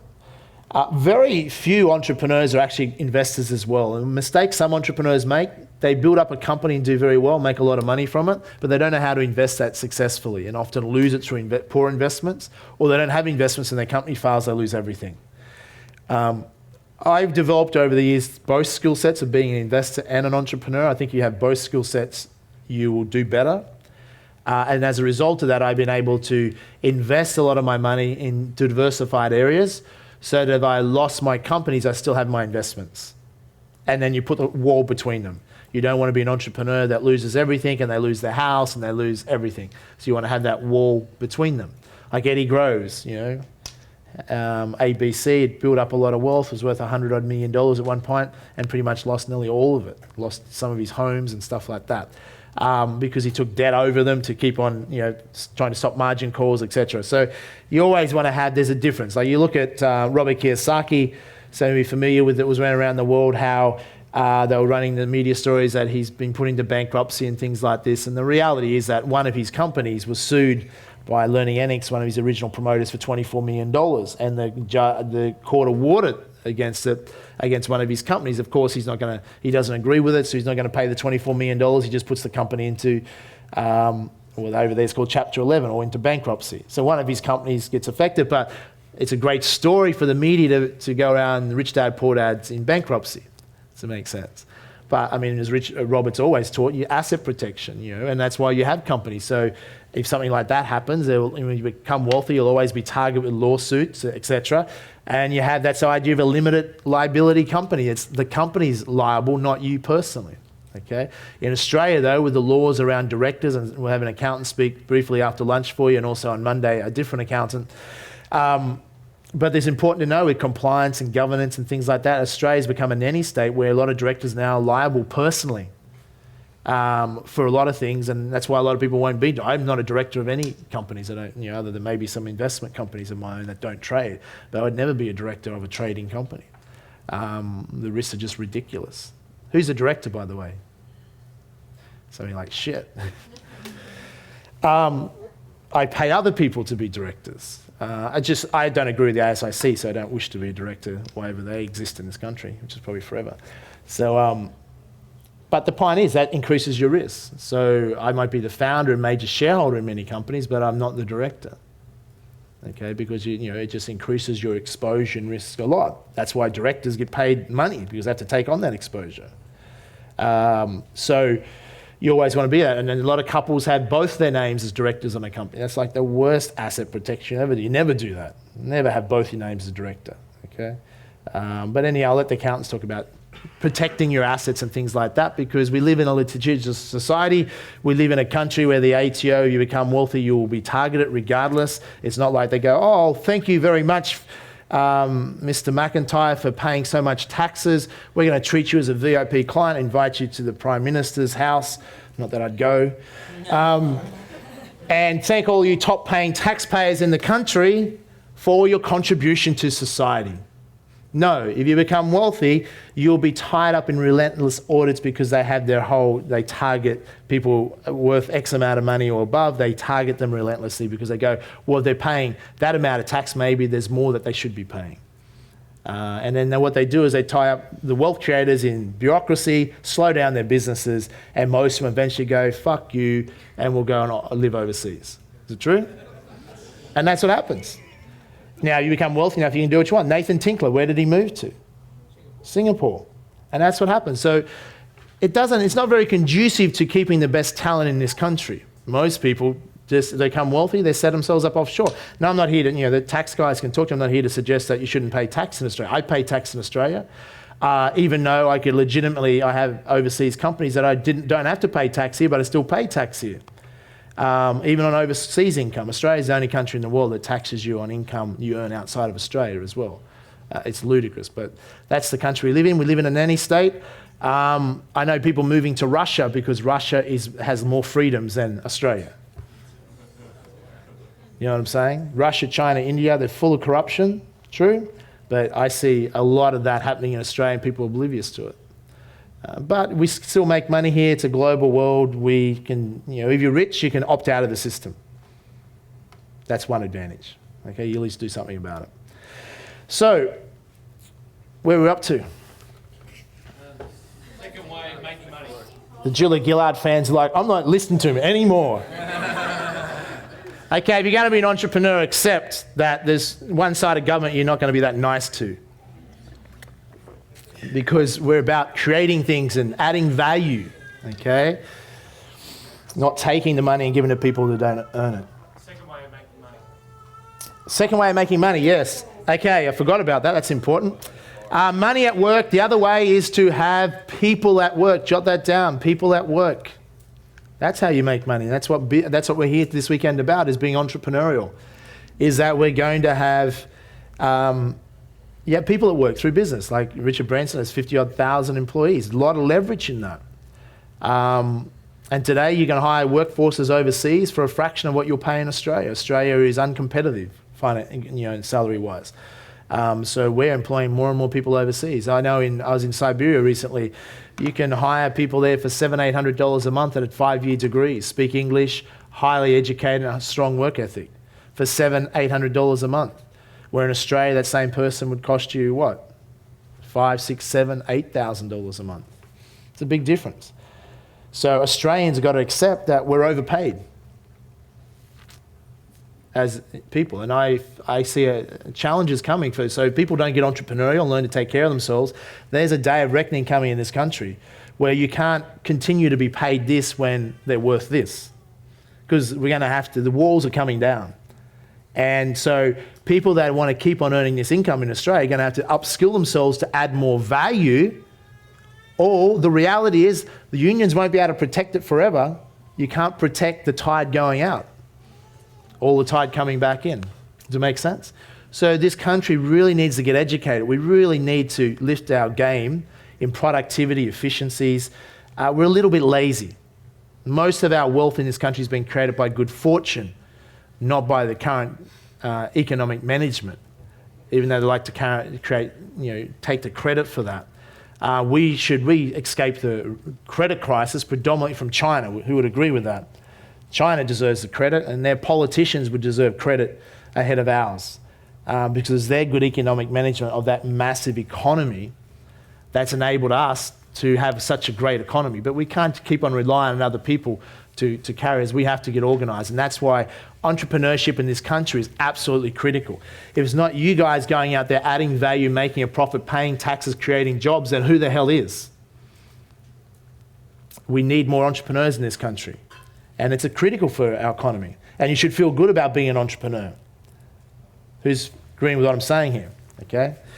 If you're a communist, you're probably not going to be a successful entrepreneur. If you're a socialist, you're not going to be either. Okay? I'm not saying you have to be a capitalist, but I would say you want to jot this down. The best entrepreneurs I've seen are people that are what we call compassionate capitalists. Compassionate capitalists. They understand free enterprise, understand capitalism, but they're compassionate and they have a social conscience. A social conscience. In other words, like Mark Zuckerberg, he has a social mission, a social conscience. He also has to be a capitalist to be successful. So we've got to be action takers, able to produce. We can't just be theoretical and say the world should be this and we should do these things. Theory-based doesn't work in the real world. We have to be able to produce results and generate revenue to be able to change the world. That's what it requires. So compassionate capitalists have the greatest ability to do that. So people at work. So that's why we go into business, because we only get leverage through having people at work. Okay. We talked about the investor mindset. People have an employee mindset. Those who have an employee mindset want to move to either an entrepreneurial mindset by learning what we're learning this weekend, developing our psychology, or the entrepreneurial manager mindset. So some people, the reality in this room, and some of you over this weekend will discover this, some of you, I'm not going to suggest you should go into business. Some of you, the reality is you're not going to make it as an entrepreneur. Is that fair enough? Now, I don't know individually, because you're going to have to figure this out yourself. The reality is some of you in this room are never going to cut it as entrepreneurs and are better off not becoming entrepreneurs. You say, well, Jamie, why did I come then? Well, to find that out. But is it the truth? You ask Richard Branson, he'll say, look, it's a tough business. Not everyone is going to be cut out to be an entrepreneur. That's fine, though. I'm suggesting some of you may be better as managers. Is it true? You could become a very good manager of a company, team up with an entrepreneur. Because every entrepreneur needs good managers. And good managers, if you're an entrepreneurial manager, can make a lot of money. I.e., well, can someone find out what her name is? Is it Melissa Hoy? Marissa Mayer. Close, wasn't I? Marissa Mayer, Yahoo. She's an entrepreneurial manager on a $100 million package. Making sense? So the sooner we help you identify this weekend, the sooner you identify, are you the entrepreneur? For some of you, it might just be the talent. Like you're the talent of the company, but you're not even a good entrepreneur and you're not a good manager. So the challenge of a lot of people is that if you're the entrepreneur, you need to be the entrepreneur. Stop being the manager. If you're the manager, be the manager. Stop trying to be the entrepreneur. If you're the talent, just be the talent. But sometimes you might be the talent and the entrepreneur. So in my companies, I'm obviously the talent. No, but what we mean by that, in some of my companies, I'm the talent. Some of the companies I'm not, because they run without me and they have other, they have the talent. Like an accounting firm, the talent might be the talented accountants, as an example. So you can be the talent, the star of the company, the one that makes it happen, and also the entrepreneur. Those two can work together. But generally, entrepreneurs are lousy managers. Jot that down. Generally, entrepreneurs are lousy managers. And generally, managers are lousy entrepreneurs unless they become entrepreneurial. Now, why is it important to know these differences? Because some of you in this room are trying to grow your business by managing it, and you're meant to be the entrepreneur. True? Yeah. And that's what's holding you back, is you. Where you need to hire good managers to run your companies, and you need to step back a bit and be the entrepreneur or be the talent or the PR. Look at Richard Branson. He's the talent, is that true? He is the talent of the Virgin brand. So he's focused. What does Richard focus on? Well, let's jot it down. He's a classic great entrepreneur. Is he managing any of his companies? Yes or no? Absolutely not. Absolutely not. He probably hasn't managed one of his companies for a long time, maybe since he was a teenager. So he's not in management. Is he in PR? Yes or no? Definitely in PR. So the entrepreneur, the talent should be focused on PR and exposure for the company. Is he involved in strategy? Coming up with a lot of the strategy, yes or no? I would say absolutely. I mean, I've been on flights with Richard. Richard, now, does he know the details of his business, yes or no? Absolutely. He knows the details of the airline business, for example. He knows the business, so he's not that he doesn't know it. So he knows his business, and good entrepreneurs want to pay attention and know the business because they start it from the ground up. Generally, entrepreneurs do know how every aspect of the company. You're a better entrepreneur if you know that. You start the ground up, you built the company, so you know a lot of that stuff. And you always want to keep an eye on the things. So that's important. So he does keep an eye on things. So he's strategy, PR exposure? Is he working in the businesses or on the businesses? Totally on. Is he building the brand continually, yes or no? Absolutely. His greatest value that he can add to his companies is PR and brand building and strategy. Make sense? Also, team building and morale. So does he engage with every level of employee, yes or no? Absolutely. He will spend time with his employees, he will party with them, he will boost their morale. I mean, the Virgin culture is not perfect, but if you ask Virgin employees, I've never heard a single one say a bad word about Richard. Many of them have met him, or even the ones that don't, they idolize him. He's the rock star of Virgin. Making sense? Okay? So he's built a very big... Now, give me an example. In the US a couple of weeks ago, I was in Las Vegas and I had to book a flight for one of my friends who had too much to drink and had to go back home. And I'm at the airport and I go to United Airlines and I was on another flight heading to New York and I said, look, I need to book a flight for a friend.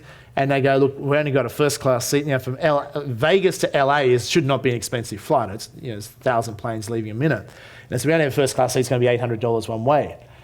And the guy goes, here's what I'll do. I'll ring Southwest Airlines for you and see how much it is. Now this is United Airlines employee. They should be taking the money.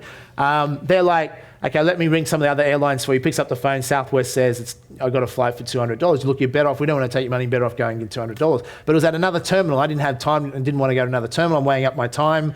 This is what entrepreneurs also have to do as well, money and time. I'm going to go to another terminal. I don't have that much time and I'll just pay the extra $600 to save me time.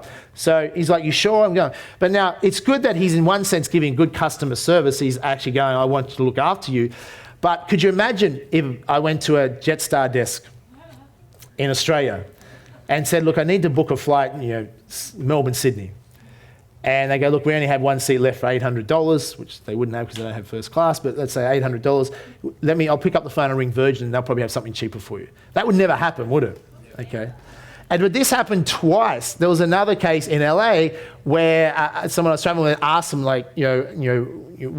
what airline do you recommend going on? And the lady said, I wouldn't recommend going on our airline. I'd go on one of the others. Now, there's a center. Because you have to understand, in most airlines in America, the service is crap. Have you ever been there? They don't care about you. I've been on some airlines where they make people put up their own bags. Stand there, what are you employed for? The point is, there is a disconnect in these employees to the top. Most of them wouldn't even know who the CEO is or even care.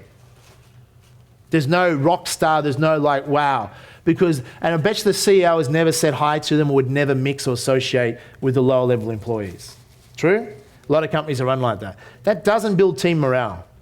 Richard's built, you go on Virgin, even Virgin America is better than those, but Virgin Australia, the service is fantastic. One of the best airlines on the planet. Not perfect, but I often joke, if you're going to fly Qantas, you have to pay extra for a smile. Okay? Service, what Richard learned in business is that service costs no extra. As he says, in the airline industry, they're all cylinders flying through the air. They're pretty much the same. The only way to make them different is service. Maybe seat configuration and service. That's the only difference. And Virgin has built a brand out of that by having a better service. It's not overly complex. And building a culture. So one of the things that, advices that Richard gave to me was Jamie said, what you should do, jot this down, really sophisticated strategy. He said, what you should do if you want to grow your companies more is throw more parties. It's true. Classic Richard style, but he wasn't joking. He's saying, look, I'm not saying, and I was at a party at the time, they'd spent about $1 million on at Cockatoo Island in Sydney, so one of the big Virgin parties. And he said, you want to throw more parties? He said, you don't have to spend $1 million on it. He said, what? And at the time, in 21st century, we'd already started the culture of having a lot more parties and building a team culture. But he said, do you understand, if you're building teams, you take them out or get the managers to take them out and give them drinks, I guarantee you, they drink and get drunk together, they will bond like this. Now, some Virgin parties have really bonded, but but the strategy is, what he's good at is building teams, okay? Building teams of, there's a lot of office politics and people don't get along. In the typical corporate culture, boring, people don't like working there, they don't like each other. Is that going to build a good team, yes or no? No, if you get them all together, get them outside of work, have them some fun, let their hair down and drink, and they'll bond. They'll become friends. And it's built very strong teams. What's it cost the company? Not a lot, but it's a social aspect because most people spend most of their time at work. If they enjoy their workmates, if they enjoy their work and they have a social time within their work as well, then they love what they do. Someone that loves what they do will work for less. As an entrepreneur, you need to know that.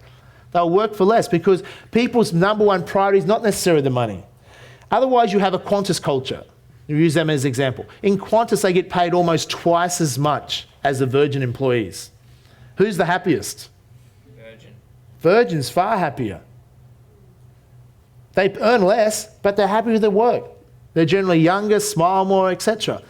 So where Qantas, you've got a lot of unhappy people there that will go to war as their pilots do against their management. They hate each other.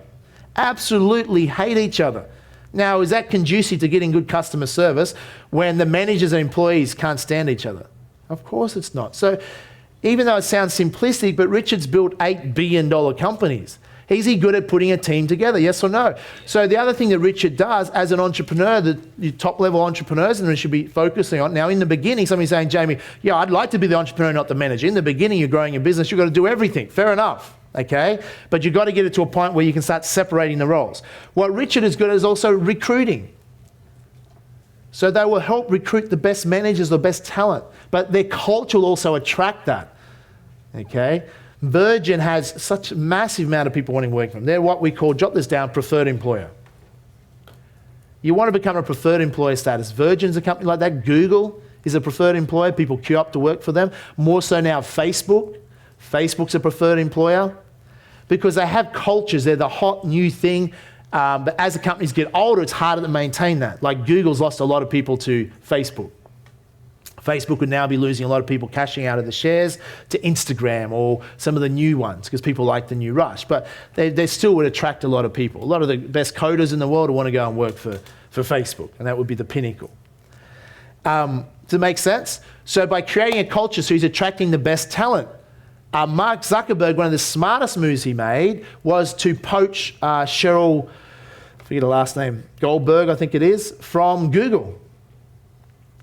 So poached her to run and monetize Facebook years ago. And she's worth about $1 billion. She got about $1 billion in shares in Facebook. And that's another example of an entrepreneurial manager. Makes 100 million look small, $1 billion. Her share value was worth probably about $500 million now because it's dropped back. Does it make sense? Entrepreneurial manager. If he didn't get her across to work for his company, he would have never had the talent of that manager to grow Facebook to what it is. Does it make sense? So as entrepreneurs in the room, is recruiting and getting the best talent is critical. Starts with creating a culture and credibility. If you're a smaller company, how can you poach people from bigger, more successful companies? You're going to have something. You're going to have credibility or build credibility or culture, opportunity, confidence and certainty, charisma. And that's why a lot of the greatest business leaders have charisma. Steve Jobs, people admired him. He was one of the best public speakers and presenters on the planet. He was impactful at his presentations. Richard Branson didn't have a great skill set at speaking, but he's overcome that to be effective. Does that make sense? You look in Australia, some entrepreneurs, Mark Boris. Is Mark good at building a brand, yes or no? See, Mark was smart. What he did when he built Wizard, which he sold for $400 million to GE before the credit crisis, so he did well out of that. Good timing as well. See, a lot of people, and I've made mistakes of this, is you wait too long to sell companies. You should sell a company just before it hits its peak. Often we wait till it hits the peak, and we want to try and sell it too late when it's maybe in decline. So we'll look at that. You know, often many of you will make your most money by building and selling companies. Like Colin, who will speak on Monday, the last speaker. I mean, he's done it 3 or 4 times now. Build up companies, sold them for 10, 20, 30, up to $100 million. Lives in the harbour in Sydney, has a great life, smart guy. So he knows the formula. He'll start a company in 2, 3, 4 year period, work in it, project, build it up and sell it. Now he's working another one. He's just come back from Silicon Valley to raise a lot of money, to build a really big, company. So it's probably the most profitable way is building a business and selling it. Okay. Some of you that might seem too high a level right now. But others that you want to be looking at, your business you'll be building, selling it, or we look at after lunch, how do you identify the hidden assets and create more money out of it? Because many of you are just making money one way. You're not thinking all the other ways you can make money in your business or your future business. Make sense? Where I was up to? What was I talking about?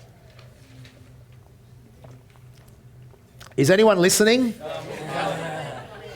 Raise your hand if you're learning something. Okay, good. It's checking.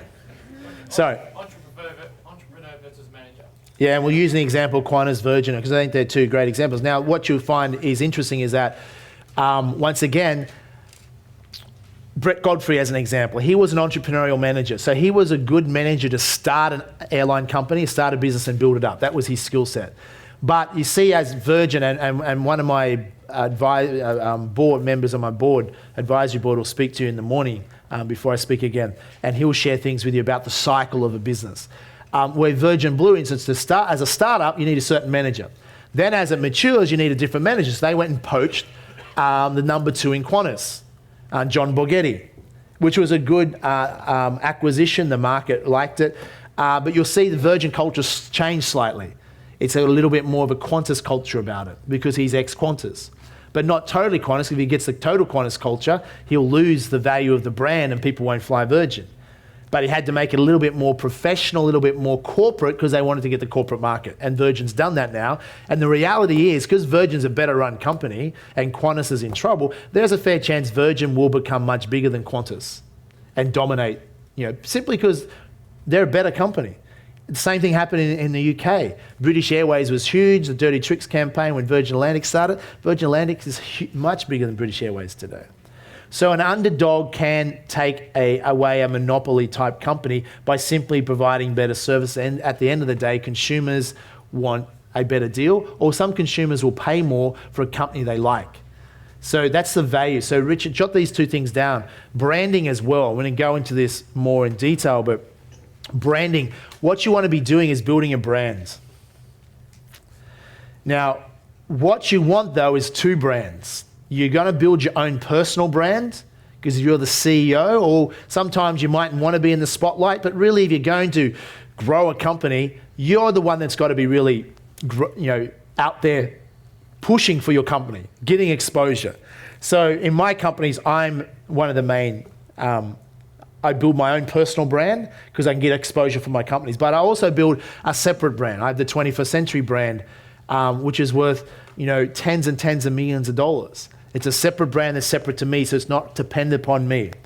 And I learnt that strategy from modeling, with Richard Branson. Richard created the Virgin brand. So Richard Branson on himself is a good brand. Is that true? Yes. A lot of people know who he is, and many people like him. So Richard is a very good brand. Virgin is an even bigger brand. But he, like Steve Jobs and Apple, 2 separate brands, but Steve Jobs helped build Apple. But even with Steve Jobs gone, Apple is such a strong brand that it will carry on without him. Making sense? Donald Trump. Now, Donald Trump built his own brand, but he used his name Trump. Okay? So his was a little bit more tied together. But Trump brand would still live on beyond Donald. But he's the champion of it. Does that make sense? So branding is critical. And the value of most businesses is in the brand. If you ask Donald Trump, what's the Trump brand worth? He will say it's worth at least $2 billion. Okay? Forbes might only value it at $500 million, but it's still worth a lot, the value of that brand, because he knows if the Trump brand is put on top of a building, the apartments are worth 20% more. So why would, even when he doesn't develop something, he'll be paid a lot to put his brand on there and oversee the development to develop a high quality, because Trump means high quality apartments. Is that true? So people know if you're going to buy a Trump apartment, you'll pay 20% more because you know it's quality. Because Trump, whether you like him or not, built a reputation by not cutting corners, by building the best of the best. Trump brand equals quality. Where how many other, in a dodgy industry, developers, how many of them will cut corners and build crap just to try and save a buck? That's, they do it all the time. So if you went to buy a Meriton brand, you're not going to pay, no offense to Meriton, I'm not saying they're dodgy developers, we'll clarify that. But I'm saying that you're not going to pay 20% premium for Meriton, because it's not a premium brand where you will for Trump. See, Jamie Packer figured this out, and he talked about it a lot. He's saying, it's amazing the power of a brand in real estate. So what he's extended Crown to, they now develop Crown Towers and even in other cities now, even outside of casinos, they build quality apartments and put the Crown brand on them. Once again, Crown is considered a premium brand, true? So whether you like Jamie Packer or not, he's extended his brand from casinos or restaurants and entertainment across to property development. So branding carries. Virgin really broke all the records, and I think they're a good example in that the idea of a brand marketing should stick to one industry. Where Virgin broke all the rules and was applied to many different industries. You know, now there's Virgin Health, Virgin Fitness, there's Virgin Money, there's Virgin Trains, there's Virgin Brides. I'm not sure how that worked out, but there's Virgin Cars, there's Virgin Planes, there's Virgin Mobile. I mean, how many different ones is? They all different industries, have nothing to do with each other than a brand. But see, the power of that brand, and this has enabled Richard to build a lot of companies because once he has a brand, he has a community, a following. So if he launches, obviously Virgin Blue was the first one in Australia. If he launches then Virgin Mobile, a lot of people that like Virgin will now go and buy a Virgin Mobile phone. Make sense? So he has already done the hardest part about a new business. He already built the database. He's already built the community. So his chance of Virgin Mobile working is fairly high because they already have done the work to build a brand and a following. Making sense? So it's actually easier for the other companies to succeed. Virgin Money, there's already a marketplace there for it. They test it and it's able to succeed. Now, in some of these companies where they haven't actually made money, Richard still made money or Virgin still made money because if they take a partner on, let's say they did a deal years ago with Westpac, credit cards, Virgin credit cards through Westpac, Virgin still make money regardless whether the business is profitable from licensing. So they'll license out their brand and get royalties for the use of the Virgin brand. So you think what Virgin is, jot this down, they're a venture capitalist firm. That's what Virgin actually is. They're a venture capitalist firm where people submit business ideas to them. If the business ideas are good enough, they'll attach their brand to it and run with it. And often the partner will put the money up, not them. And they'll take a majority stake. And why would someone do that? Well, because with Virgin's attached to it, is that going to pump a lot of clients or endorse a lot of people into? Absolutely. And then Richard will go out and do crazy PR stunts to launch it. Media love that because most media, there's nothing happening. It's boring stuff. So PR stunts has been very effective. So he's been successful at that. So when you think about growing your business, PR is critical. But you want to be the creator of PR, your own PR. Virgin has very good PR. But you're able to create something. A Virgin brand means it's cool, it's hip, it's sexy, it's a little bit cheeky, a little bit mischievous. So you'll see if you meet Richard, Richard plays up to that. He'll be cheeky, he'll be mischievous, he'll have fun, he'll party, he's down to earth, but he's having fun, which is part of the Virgin brand, but he's building his brand at the same time. Because business should be fun. You want to jot that down. Business should be fun. Before the likes of Richard Branson, business was considered you go to work, do your business, and then you go and socialize elsewhere, then the two never combine. And that's why you had boring business. People were inspired by Richard predominantly because he's someone that has fun. And people go, wow, could I imagine having that much fun and making money? Who'd like to be able to do that? That's what you guys need to be starting to think of as far as building your brand. You're saying, Jamie, I haven't even figured out what business I'm going to start yet. Isn't this getting ahead of the queue? You're going to need to know this stuff anyhow. Like, is it true? Is this beneficial to everyone? No matter what level of business you're at. When you say, well, Jamie, I'm an employee. Well, these same tactics are going to work for the company you work for, and you can help implement them and you can make more money because you can add more value to your employer. Whenever you can add more value, you have the potential to make more money. That's the deal you're looking at here. So you got to think to grow rich. So this weekend's all about how do I think? I'm going to give you a lot of ideas, but then you want to be able to take those ideas and even think more because you can tap into that creativity. That's how you're going to turn a company around. That's how you're going to double, quadruple a company overnight. Just one idea or two ideas, thinking outside the box. Now, many ideas may not work straight away. Some ideas won't work for your business, but you might test 10 ideas to get one that works. Does it make sense? Now, how do you speed up the process? I told you the shortcut to success is to model. Modeling is the shortcut to success. I don't care what industry you're in this room. I bet you there's companies in your industry that are doing better than you. Yes or no? Yes or no? And now if you're at the top of your industry, you're probably making a lot of money. And if you're at the top, guess what? There's other companies trying to get past you. So you should be learning off what they're doing as well. Or you can jot this word down, cross-pollinate. Wow, there's a technical word for a business seminar, cross-pollinate. What I mean by that is Jay Abrahams, who was one of my mentors many years ago. Who's heard of Jay Abrahams before? I highly endorse his work. Those who are in business, you need to study Jay Abrahams. He wrote a book, Getting Everything You Can Out of All You've Got. Brilliant book. He's got a film. He's a marketing expert. You'll pay $5,000, $10,000 an hour to speak to him on the phone. He'll charge $50,000 for a marketing seminar to attend with a money-back guarantee. They're worth it because, just in business, if you're entrepreneurial, just one idea can make you more than $50,000. So that helped me, even at 21 years of age, studying and learning off Jay and getting to meet him, start my first company. I had no idea what I was doing, but I started a telecommunications company with marketing ideas I learned off Jay. Within a short period of time, with no capital, no idea, I had 384 agents around the country selling mobile phones for me. And I was out selling dealerships, and they didn't know how I was doing it. And that was my first business. So just simple marketing ideas to create something out of nothing. And that's what we're looking at here. So, I've never read a good marketing book and not made hundreds of thousands to millions of dollars from reading the book, because the amount of ideas that are in them. So what you want to be doing is getting your managers reading these books as well, not just yourself, but continually reading material like this. You want to be a great entrepreneur, because just one idea, many of you are just one idea away from $1 million. Once you get that excited about that, then you're like, shit, I need to start taking a lot more notes and getting that idea, because this weekend, so many of you are going to get ideas. It'll be 5 years from now, 10 years from now, you'll look back and go, you know what?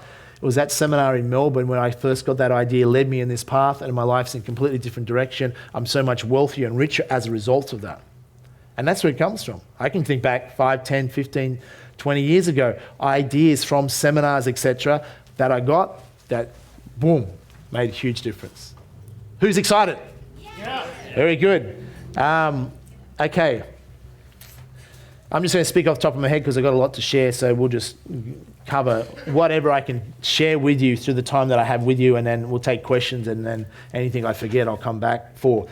Ruslan Kogan is another good example, 29 years of age, richest person under 30 in Australia. Once again, he's been a good entrepreneur.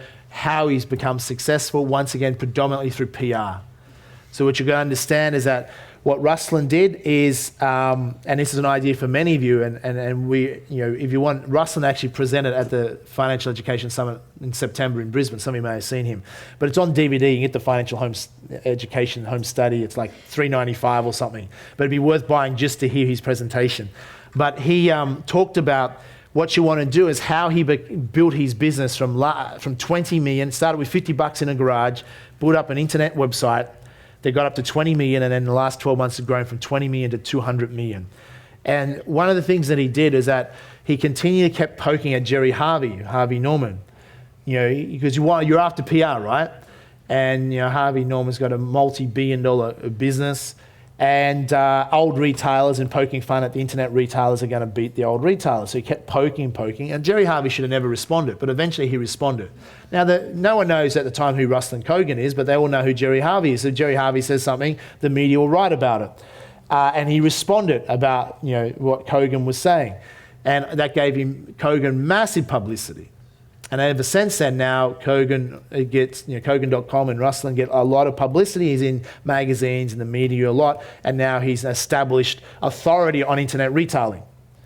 So, and which has helped him grow his company massively. He's in the rich list now, worth 145 million estimate, and he's and that's helped him do well. Make sense? So, what you're looking for is thinking outside the box to get PR to expose your business. We're going to have a speaker on PR. As well, that's going to be here on one of the days to share with you. On the Brisbane event we had Max Markson, one of Australia's top PR agents as well, share ideas of how you can go about using PR or celebrities, etc., to grow your companies. That's worth watching. It's on the DVDs as well. Very good. Okay, here's what I want you to do. Turn to the person next to you. Teach them the importance of branding and at least one other thing you've learnt so far today. Go for it quickly.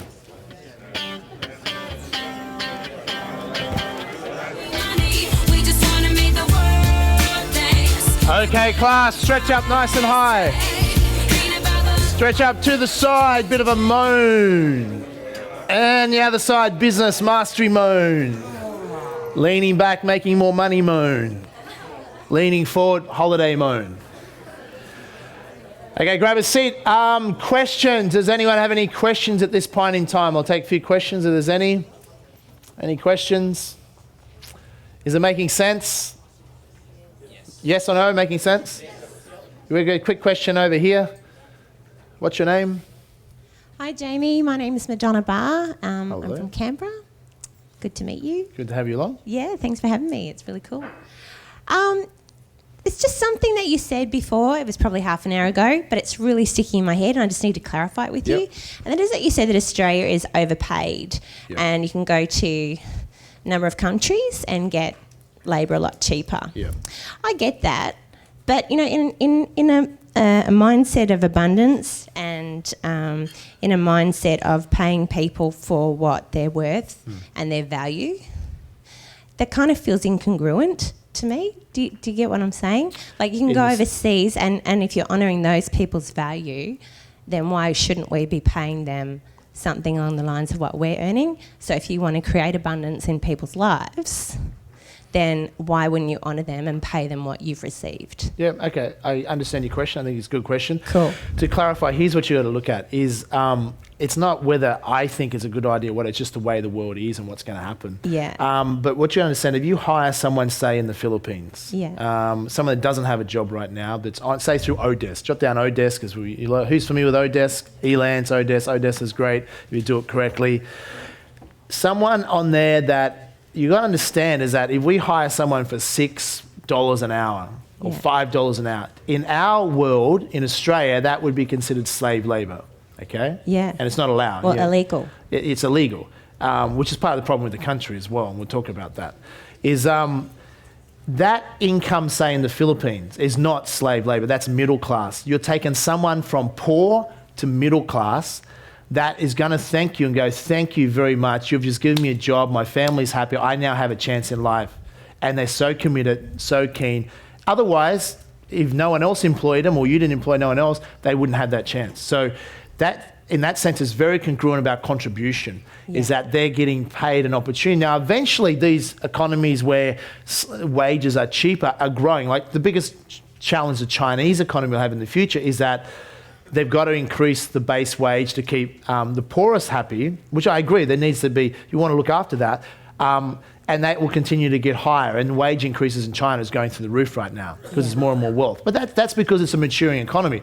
We're a very mature economy, that's why our wages are so high. So it's congruent in the sense, it's not like, if you're an entrepreneur and said, okay, you want to employ people, and if people in the Philippines or India or wherever, if some of those, let's say you could do a job just as good as Australians, and you as an entrepreneur have a duty and obligation to make a profit, true? Yes. Is there anything incongruent about giving those people a chance? That's something you'd have to decide. If you're patriotic and go, well, we're going to keep jobs in Australia, you may do that. I think some sectors that are monopolised, like the banking sector, maybe they should have to be more forced to keep a lot of jobs in Australia because they have a position where they get to profit a lot from Australia. But you've got to say... Sorry, just on that, the retail sector, you know, just strip shops, for example, and that's all about community, you know, supporting your local clothes shop instead of going online to, you know, a number of Chinese places and getting a whole heap of cheap stuff. Going down to your local, you know, clothes store that's been there for the last 20 years and they're really struggling to stay there. So why wouldn't we be promoting that message rather than going overseas? Okay, so yeah, it's a good question. I'm not promoting either way. I'm just telling you how. I'm just. No, I understand. So, but if I'm thinking it, you know, there must be other people who. Sure, I'll tell you why I do it, and I deliberately do it because in this country, to employ people, you pay payroll tax. Yeah. This country creates taxes that disincentivise entrepreneurs. Right. Two, you can often hire more skilled people overseas that have a bigger work ethic than many Australians. That's the truth of it. Yeah. And two, as an entrepreneur, we live in a global marketplace, so we have to be competitive. Yeah. So if we're paying... I'll give you an example. I was just in America. $7-8 an hour is what the average American earns. Australians minimum per hour is $17 an hour or something like that. UK is $10 an hour. We in Australia are so highly overpaid. It's because we have a very strong union movement that has pushed up wages above what they're worth on a global base. So that's great for the Australians now, but long term, if you ask any economist, the challenge in Australia is we are not productive or efficient enough, so it has to change. The global metrics will change. So Australians won't take a pay cut. The unions won't allow that. True? Yeah. And you're from Canberra, so you would know. Well, I'm not originally from Canberra, actually. But the point I is live that, now. so if they won't take a pay cut, here's their choices. One, in the future, they won't have a choice unless they add more value, increase their skill set, become more efficient and more productive. Yeah. And then earn that salary or increase their salary. We can't control anything out there, but you can control the individual. So what I help a lot of people in individually, if we develop our skill sets, you can increase your salary or increase your income because you're adding more productivity to the country, which is good for the overall country. If we have a more motivated workforce, more committed, more dedicated, more ethical, in other words, ethical in the sense if you work for an employer, you should show an interest in making your employer profitable, not just taking the pens and stealing the paper clips at lunchtime and thank God it's Friday, I hate my company, I just want the paycheck and then you badmouth them on the weekend. I mean, that's incongruent. You know what I'm saying? Yeah, well, that's the culture. I think it's perfectly congruent for entrepreneurs in Australia, and the governments have to recognise this, is that we live in a global marketplace and it's going to happen whether we like it or not. What's going to speed it up is when either governments, such as Victorian state government, all the state governments charge 5 to 6% payroll tax. Yeah. So who's an entrepreneur in here that has to pay payroll tax? Is anyone an employee? You've probably more than 10 people generally paying payroll tax. Yeah. Does that incentivise us to employ more Australians? It doesn't. So there's a lot of tax disincentives when that was meant to remove the GST. So that's one reason. But that's not the only reason. If there was no payroll tax, if you can hire people that are just as good in other countries, then the reality is whether we think it's a moral issue or not, it's going to happen. I perfectly am congruent about hiring people overseas because I see that they deserve a chance. They're so happy, they're so grateful, and that's a sense of contribution. It's better than giving charity to, Africa, because charity often doesn't help. Yeah. But giving someone a job and a middle-class life and an opportunity to develop their skills, that's contribution. Yeah. Do we want to contribute to Australians? Yes, I've employed a lot of Australians, but if the government was more receptive to business in this country, they would get a lot more employment. Yeah. But why they're not, they're going to lose employment. And I have no issue employing people overseas. Okay, thank you very much. Does that answer the question? Yeah. Yep. It's addressed. Is everyone okay with that? I mean, it's up to you what you decide. You might go, give her a hand for that. But it's not about an Australian overseas. It's about, if you're a company, you want the best team on the planet. And we live in a global marketplace. So it's just how many businesses are outsourcing, it's happening. It's just going to continue to happen. What I would suggest is that Australians have to develop their skill sets continually more. And they will manage, we get a lot of our team managing their own outsourced people. So they become, you're still going to have Australians because that's the reality of it. If you go to Fiji, for instance, they have a law that for every Westerner that's employed, they have to employ, like say the resorts, they have to employ 10 Fijians. Yeah, they get paid a lot less, yeah. But also it costs them a lot less to live. So we can't just measure based on what we're used to because we have an artificially inflated dollar amount per hour we earn. And you ask a lot of retailers, they can't afford it, they're struggling as a result of it. Immigrants have built most countries. In America, Mexicans coming across the border will take a lot of lower paid jobs and work their way up. That stimulates an economy. In Australia, we miss out on that because immigrants come here, protect and have to pay the same amount of money. I mean, some people say, well, that's really good, but no, it's not always very good for an economy because it can be quite damaging to an economy. Yep, sure. So Australia is one of the really healthiest economies in the world currently at the moment, most stable, most prosperous. Yes, true. Right? So you've got all of these other economies all around the world that aren't paying their people what they're worth. Have a look at them. America, prime example, right? Fiji, another prime example. A whole swag of countries, we could just list them off, I'm sure. So really, when you think about it on a higher principle level, abundance doesn't just come from giving someone a chance. Abundance comes from honouring and valuing people's skills. And, in my mind, that's about stepping up on a global scale, not just. I understand where you're coming from, but I think what you've got to understand is that there's a commercial reality to it. Yeah. Artificially inflated salaries is not abundance. It's subsidization that is not sustainable. So, sure, America, I think, is the other way, two-way. In other words, I think the people should be paid more lower wages. That's great. Yeah. But it has to be sustainable. China is, you'll see, emerging middle classes. Brazil, India, Russia, massive emerging middle classes. We've got to understand, if we look from a poverty issue, more people have come out of poverty in the last 10, 15 years than ever in the history of the world. Yeah. Poverty eradication, thanks to these Asian economies. People having cheap labour, a job is better than no job, and then they can work their way up. Of course, we want to help the poor, and that's one reality of it, but you can't do that by having unsustainable wages. So the message, all I'm saying for Australia, and I'm not the only one saying this, as an entrepreneur, and many economists will say it, is very clear. We have artificially an overpay salary rate. Whether you like unions or not, their job is to get people higher salaries. But if something's not sustainable, there is a cliff coming. So my concern is about that. My concern is about upskilling people so they add more value so they can maintain their higher salaries. All companies can afford that. And in a society, you'll have people going that way. But there is a reality when there's people in the world that will work harder, that are often better skilled, and are happy for less. That's just a reality. So it's called arbitrage. You can't hold the high inflated salaries here and the rest of the world's here. It's got to meet in the middle at some point, and that's what's going to eventually happen. Yeah, right. Okay. Yeah. So the point and message to Australians is become better skilled and earn more, or you can't expect to be low skilled and earning a high salary when there's other low skilled workers overseas that will do your job for less. And even more so, just as skilled people, you say in Siberia, 5-year degree people, you can pay them $7 an hour or whatever it was.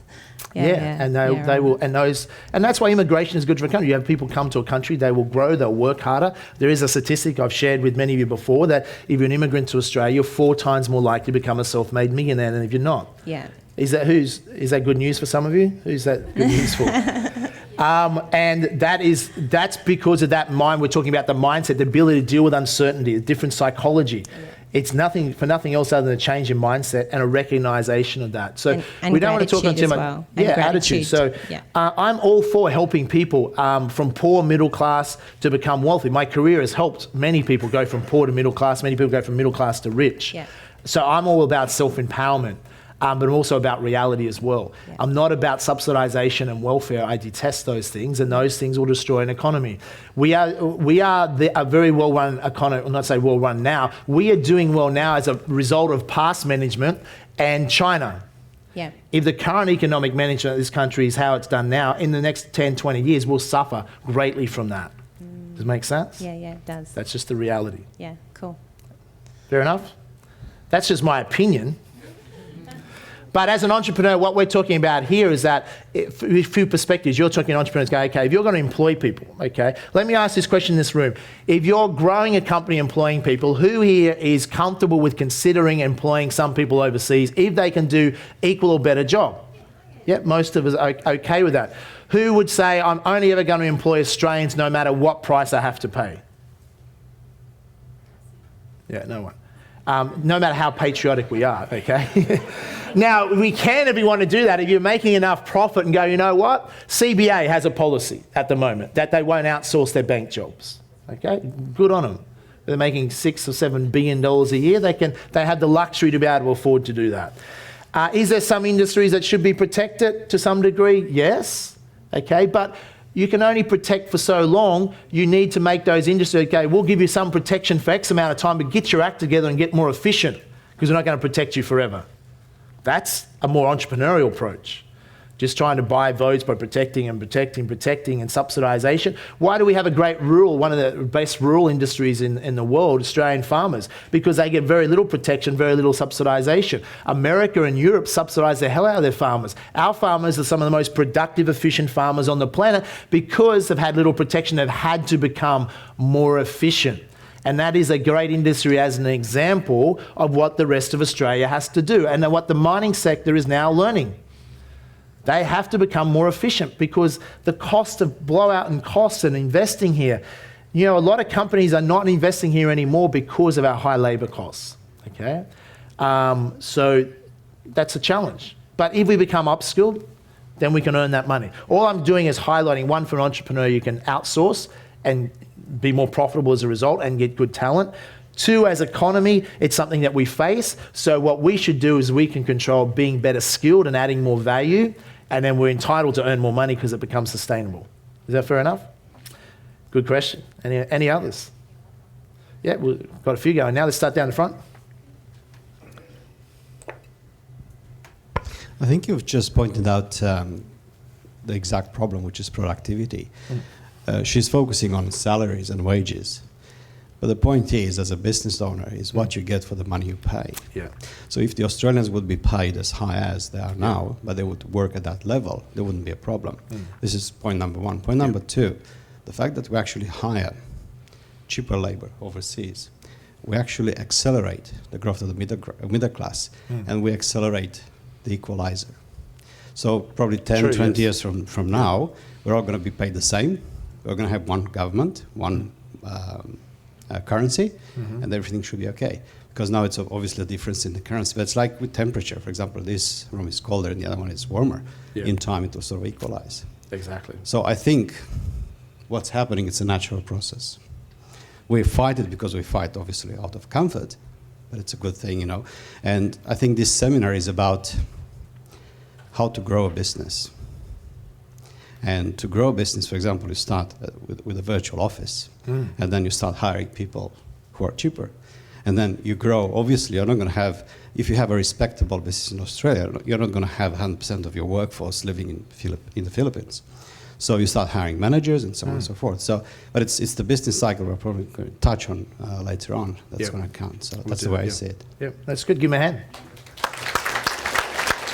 It's a good observation, and it's a little bit, I guess, if you were to draw, an analogy of that would be like a dam wall. That if we have a dam and has X amount of water here, and we're high, in other words, high salaries, and then Asia is down here and lower, then by outsourcing, you're actually increasing the wealth here in Asia, as an example. We're not necessarily decreasing the world, but what you're saying, it will eventually equalise. Well, it may not always equalise perfect because we're not in a perfect world, but we benefit from that. Like if companies are able to have outsourced labour that's less cost and they're more profitable, they can grow and they can deliver products or services to Australians at a lower price. Do we in this country benefit by cheap overseas labour? Yes or no? Like I gave the Kmart example. I mean, that is not possible without cheap labour. But what China is now struggling with some of their companies is that because the labour pressures are increasing, they're losing some of their business to other cheaper Asian countries. And eventually it will still, but it's increasing. It's good for the economy. It's brought so many people out of poverty. It's not a perfect world and there's a lot more to bring out. And I agree in China, you want to have a minimum award wage and you want to be able to protect and look after the health of workers, because any great entrepreneur knows we don't need unions to tell us that your greatest asset is your people. I mean, Virgin doesn't need to be told by unions that people, you have great teams and great people, they'll be a great company. Any entrepreneur in this room would, if they don't know already, is your people are your greatest asset. So we're going to do whatever it takes to improve their quality of their work environment, their opportunities, their performance, everything, not because we're dictated to by a union, but because we know that's good commercial business sense. And if you're a genuine person, you want to see good for others. Does that make sense? Where in some cases you need unions to regulate because there is people that will take advantage of employees. And that's why they have regulation. But in this country, employees are very well looked after. The balance would be too much towards employees, and that's restricting, and that's why you see a lot of the CEOs of large companies complaining about, we're going to lose investment. It has to be always a balance, and it's always going to be that it's a bit like a company has to add value and make a profit. Creates that tension. A great economy has to companies have to make a profit, but they also have to look after employees. So it has to be that balance, and if that balance gets out of whack, it'll change back one way or the other. Does it make sense? And that's what happens. But as an entrepreneur, we're just focused on what we can control, okay? If we can't control increased taxes, poor economic management of a country, we can control and go, you know what? We don't have to invest here. We can invest overseas. We don't have to employ here and pay payroll tax. We can employ overseas and save that. They're the choices that we have. Does it make sense? And that we need to be aware of those things. Because if you're competing with someone that discovered outsourced people and their staff costs are 50% of yours and you're to compete against them, they're going to win the game. So we need to be aware of those things. Very good. Any other questions? Wow, it's got people fired up. Fire away, yeah? I wanted to just question your statement about Australians being overpaid. And I guess that would be true. Okay, so what I would say on that, it's a general term. Yeah. Some Australians are overpaid. Some Australians, yeah, because... And just to mainly what I'd say, if you wanted to clarify it more, would be low-skilled workers in Australia would be the most overpaid because in comparison to low-skilled workers overseas. Yeah, Yeah, I think because that would be true. if they're higher skilled, you want to be paid more. But because we have a very high minimum wage, it's artificially pushed up the price of what they would normally would be if it was equal in other countries. Yeah, Yep. okay. Because, just add on to that, for the baby boomers, that could be true, they're overpaid. But for the XY generation, which can't even get into the housing market, most of their income needs to go towards their mortgage if they even can get into it. So it's relative. It's all about... Yeah. Oh, yeah, I understand that. I mean, I even know when I say that, I'm saying from an economic point of view that a lot of people are overpaid. The challenges we face in Australia are exactly that. We have very high housing.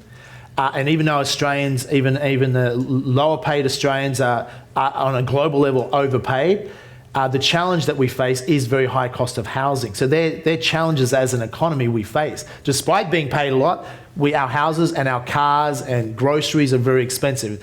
But that's gone very expensive also because people are paid so much as well. So there's always going to be rich, middle class or poor. Now, an ideal world, you want to try and... it's not a matter of, some people think, well, we can't have the rich getting too rich because that's bad for an economy. I don't care how rich the rich get. What I care about is that if it helps, it's not about how rich the rich get. It's ensuring the poorest in a society have a base level, decent quality of life. Does it make sense? Who cares if the rich get super rich, as long as the base level are taken care of, okay? Is that fair enough? Because no one has a monopoly on who gets rich. And as long as the opportunities for those at any level able to work their way up with initiative, with dedication, by being smart and make it to middle class or make it to the top. Okay? Not everyone wants to make it to the top. But as a sector, some people say, not everyone can be rich. Well, it's not necessarily true. The base level now in Australia, the poorest of the poor are much richer than the majority of Australians if you went 50 years ago or 100 years ago. Does that make sense? So as a society, we've continually moved. There'll always be richer, middle class, poor, but the poor has come a long way from where it was. Does it make sense? So we can always continue to move through, and that's a good thing. And that's what we want to look at. It's not the gap. A lot of people talk about the gap between the rich and poor. That's not necessarily the problem. In often cases, if you don't have the rich striving, becoming richer, they're employing a lot of people, and that's why you have a lot of middle class. And that's why the poor are richer. Now, and the poor in this country are very fortunate. They have hospitals, they have education, they have a minimum wage. They have probably the most fortunate country to be in. But that's as a result of wealth creators. Does that make sense? So we can't gang up on the rich. There's some exceptions, but it's the wealth creators of the country that created the wealth, that created the jobs, have created the tax base and revenue to fund all those things, okay? And that's what we must not forget, because as an economy we forget that, then it'll disincentivize the wealth creators, and they disincentivize, they don't have to work, remember. They don't have to employ their capital here. They don't have to create jobs, they don't have to pay tax here. So you have to make sure we have an economy that incentivizes entrepreneurs. Our culture in this country is not very conducive to entrepreneurs, which is something that needs to change. Otherwise, what happens in Australia, most talented people go overseas to be recognised or to be successful. Whether it's a Kylie Minogue, whether it's a Hugh Jackman, whether it's a Fortescue Metals that couldn't raise capital in Australia because Australian banks or Australian institutions would not invest in their own mining companies. They had to go overseas to become successful, raise the capital, bring it back and build these things. It's a culture of Australia that often don't back themselves. We have to go elsewhere to be recognised or get the capital, or how many IT startups have to go to Silicon Valley, how many great inventions are lost from Australia because they have to go overseas, because America will tend to recognise opportunity better and take advantage of it, where we really need to develop that. But they're national issues, which we could speak on all day. We don't necessarily control those. As an entrepreneur, we have to understand how they affect us and how we control what we can to be successful. Does that make sense? And the high Australian housing is different. Let me not take any more questions. Let's teach a little bit more. Then we're going to have a lunch break.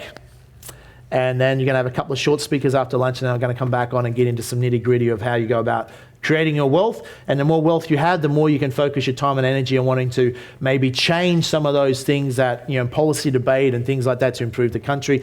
And as entrepreneurs, as business leaders, it will be ultimately your duty to do that. Does that make sense? If you're an entrepreneur with a social conscience, you should care about the community.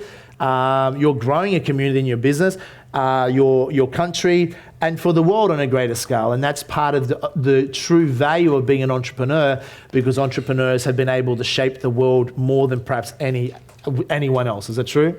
And that's the power that you have, and you'll have more power by being richer and developing influence. Okay, it's much harder to create change if you don't have those things behind you. I'm not saying it's not possible, it's much harder. Who's following what I'm saying here? Okay, so who wants to make a difference to this country? Yeah. So this is what you need to learn. You need to learn these things to create influence, and money is power, whether you like it or not. And if it's used wisely, it can make a positive difference to the world. That's what I believe in. Okay. Money, jot this down. Money is a tool to serve. Is that an empowering belief system to have? Money is a tool to serve. Money is just an idea. If that's what you believe about money, you'll have a different impact and a different relationship with money. If you think money is the root of all evil, will that subconsciously and consciously affect your relationship with money? Yes or no? Yes. It will. Will it affect your ability to attract abundance in your life? Yes, it will, because you'll feel incongruent. You won't feel congruent. You'll be like conflicted. Yeah, I want to make a lot of money. I'd like to make a difference in the world, but if you have too much money, maybe you're greedy, maybe you're selfish, maybe that's the reason there's poor people, because there's rich people. If you have those internal conflicts, then you can see how it holds you back. If you want to get somewhere, you need to be very clear and very congruent and understand that, and that's what happened to me many years ago, is that my mentor said, Jamie, you can't help the poor by being one of them. You need to become, if you want to make a difference, you need to become wealthy. And the wealthier you are, the more influence you'll have. So I'm still driven today to create wealth, not because I need a better lifestyle. I mean, once you achieve any moderate level of success, you can have a great lifestyle without needing more wealth. It's about creating and making a difference, okay? And that's what inspires me. That's why I don't have to wake up and be motivated to work. I'm naturally motivated. Make sense? Because I have a core mission that will take me decades and decades to achieve. So I'm continually driven to expand. And that's why if you build your business on your social or core mission, then you have unlimited energy to go about creating abundance and making a difference. If you're just like, I just want to make a quick buck and hope I can make a few quick 100,000, and then I don't really care what I do, and I just, you're about yourself, you might make some money, but you won't feel good about it. And then you're not likely to succeed, okay? Because the universe, I believe, works with you more if you're focused on the greater good. There's some universal principles. That's my belief, and it tends to work that way. There's always exceptions. Ultimately, it's up to you what you want to create, big change or little change. But as an entrepreneur, you play a very important role in society, if not the most important role in our society, as far as having abundance and helping everyone have a decent standard of living. Does it make sense? So if you won't do it for yourself, will you do it for your country? Yeah! Because your country relies on you and more people like you to become wealthy, because you're leading the pack and you're setting that. You're going to increase productivity, efficiency, output of the country, and that increases wealth for everyone. And those that aren't maybe as well, aren't as committed or don't have the same opportunities, you create those opportunities. And then you can be an example. Making sense? So that's why if you look at a country that not far from here that used to be a third world country, tiny little country, no natural resources, and it's become one of the wealthiest countries on the planet in the last 30 years. It buys out many of our companies, invests heavily here. Some of you may know the country I'm talking about. Anyone guess? Singapore. Tiny island state, 3 million people, no natural resources, one of the financial centres of the world, incredibly wealthy, a great turnaround story. They have a lot of discipline. They invest heavily in education. Most individuals are investors. They invest. They save a lot. They do have great discipline. And as a country, that's where they've moved themselves up and become richer and richer and richer. And that's a great example of a country that's very well run. Okay. They also have government ownership of many companies. But unlike Australia, they don't let bureaucrats run their companies. They have private sector mentality in their government companies, and that's why they've been successful. In Australia, why don't we have a government-owned mining company? Okay, why are we if they want a mining tax? Why don't we have it? We had this opportunity ourselves, but because we have bureaucratic mentality, which is not a very healthy mentality. It's about how do you take without giving, how do you waste time, etc. Where private sector mentality is not always perfect, but it's like you produce the result, you be as efficient as possible, you add value, you care about the bottom line, you don't waste money, you don't bludge, and you build a successful company. And Australia's missed out on a lot of that, and that's why we've had to rely on foreign investment and foreign capital a lot to develop our assets, because we haven't been as efficient as we could be. But let's move on. Let's build our businesses, despite what's happening in the world's economy. Okay, a couple of, let's fit this into the overall picture of what we're doing. Jot this down. The word is synergy. Now, I've shown some of you this, those who watch the DVDs, is when we create our wealth. Most of us start off with a job, is that true? And the goal is to increase our salaries by becoming better employees. And we take that savings, and this is how most people become wealthy in Australia. The most common way is they invest their savings into a what? Into a house, and then they might start buying some investment properties through negative gearing. We're a highly taxed nation in Australia, but one thing we do have is negative gearing, the best legal tax scheme going around. So that's one advantage we have. At least we have that, and that's helped a lot of Australians become wealthy. I was talking a couple of nights ago, and I was saying, if you want to become wealthy in Australia, really it hasn't been that complicated. If 10 years ago, 15 years ago, 20 years ago, you bought some property in Australia, and you bought even a couple of properties, you would be, equity-wise, you'd be wealthy now. Is that true? It wasn't Einstein. You just had to get yourself to get into that property market. It's not always easy, the first one. But who wishes 15 years ago, 10 years ago, even they'd bought more property? You know that now. But, well, Jamie, you don't understand what's going to happen in the future. Well, I'm not going to talk about that so much today, because we're not talking about that, but other events that we have on that. Is that property's generally risen in value over time. Will it continue to rise in value? It will be volatile, but you'll find, would you tell your kids that don't buy a house yet, wait 20 years, it might be cheaper? Probably not. I wouldn't suggest that. Inflation alone will continue to drive the prices up. Where else can we invest? Is in the stock market.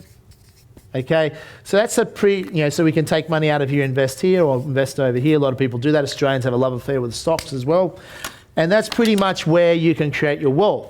So you say, well, what about businesses? Well, when you buy stocks, you're investing in businesses. So the other aspect is that you can start your own business, which is probably this column here. You might start an internet business or traditional business, and you're going to have multiple forms of income. And by doing that, you have more cash that you can pour into investments. Okay? Does it make sense? So this seminar is really about how do we develop those other forms of income, or how to expand your core business income so you have more cash flow to reinvest into businesses and or property or stocks, whatever you want to do. So I think people that are skilled across the board will do much better than those who only have one skill set. Okay, so you're diversified. So what do? Start off with a job. I've built businesses. I've invested in real estate. I've invested in the stock market. And I spend most of my time now in actually these two sections, businesses and real estate. Make sense? So if you want to become really wealthy, you're going to do it by building up a business, and then you're going to sell part of it or sell the whole lot. That's how you're going to make big wealth. So remind me before we finish up, tomorrow I'll cover for you the BES strategy. For those who want to create serious wealth, you may not be able to make $1 billion, but you certainly could use it to make several million to tens of millions of dollars. It's how the wealthiest people make their money. I'll cover that tomorrow for you. Does it make sense? So let's focus for here now. Let's create cash flow from businesses. Here's 4 key skills you need to know if you want to earn $1 million a year or more. If you're ready to turbocharge your income. 4 key skills you must get good at. Number one, you have to have the ability to negotiate. Is it true? Doesn't matter what industry you work in. These are what we call generalist skills. At school, you'll go and learn specialist skills. Like you want to be a doctor, a nurse, an accountant, a lawyer. You need a builder, plumber. You need specialized knowledge. That's specialized skills, which is important. You need that in our society. Generalist skills are skills that you can apply to any industry. So it doesn't matter what you go into. If you know how to negotiate better, then you'll earn more money. Okay? Donald Trump is a great negotiator. That's how he's able to build huge property portfolio, often with using little of his own money. Okay? Negotiation in business will help, where you can negotiate to buy businesses no money down. I've bought businesses no money down or on delayed settlements, and I'll share some of those examples if you want after lunch or tomorrow, of ways you can go about doing that. It's just being creative. Number 2 skill is the ability to market. Marketing is probably the biggest skill set to have if you want to earn $1 million or more. Marketing is very important. Do you have to go to uni to learn marketing skills?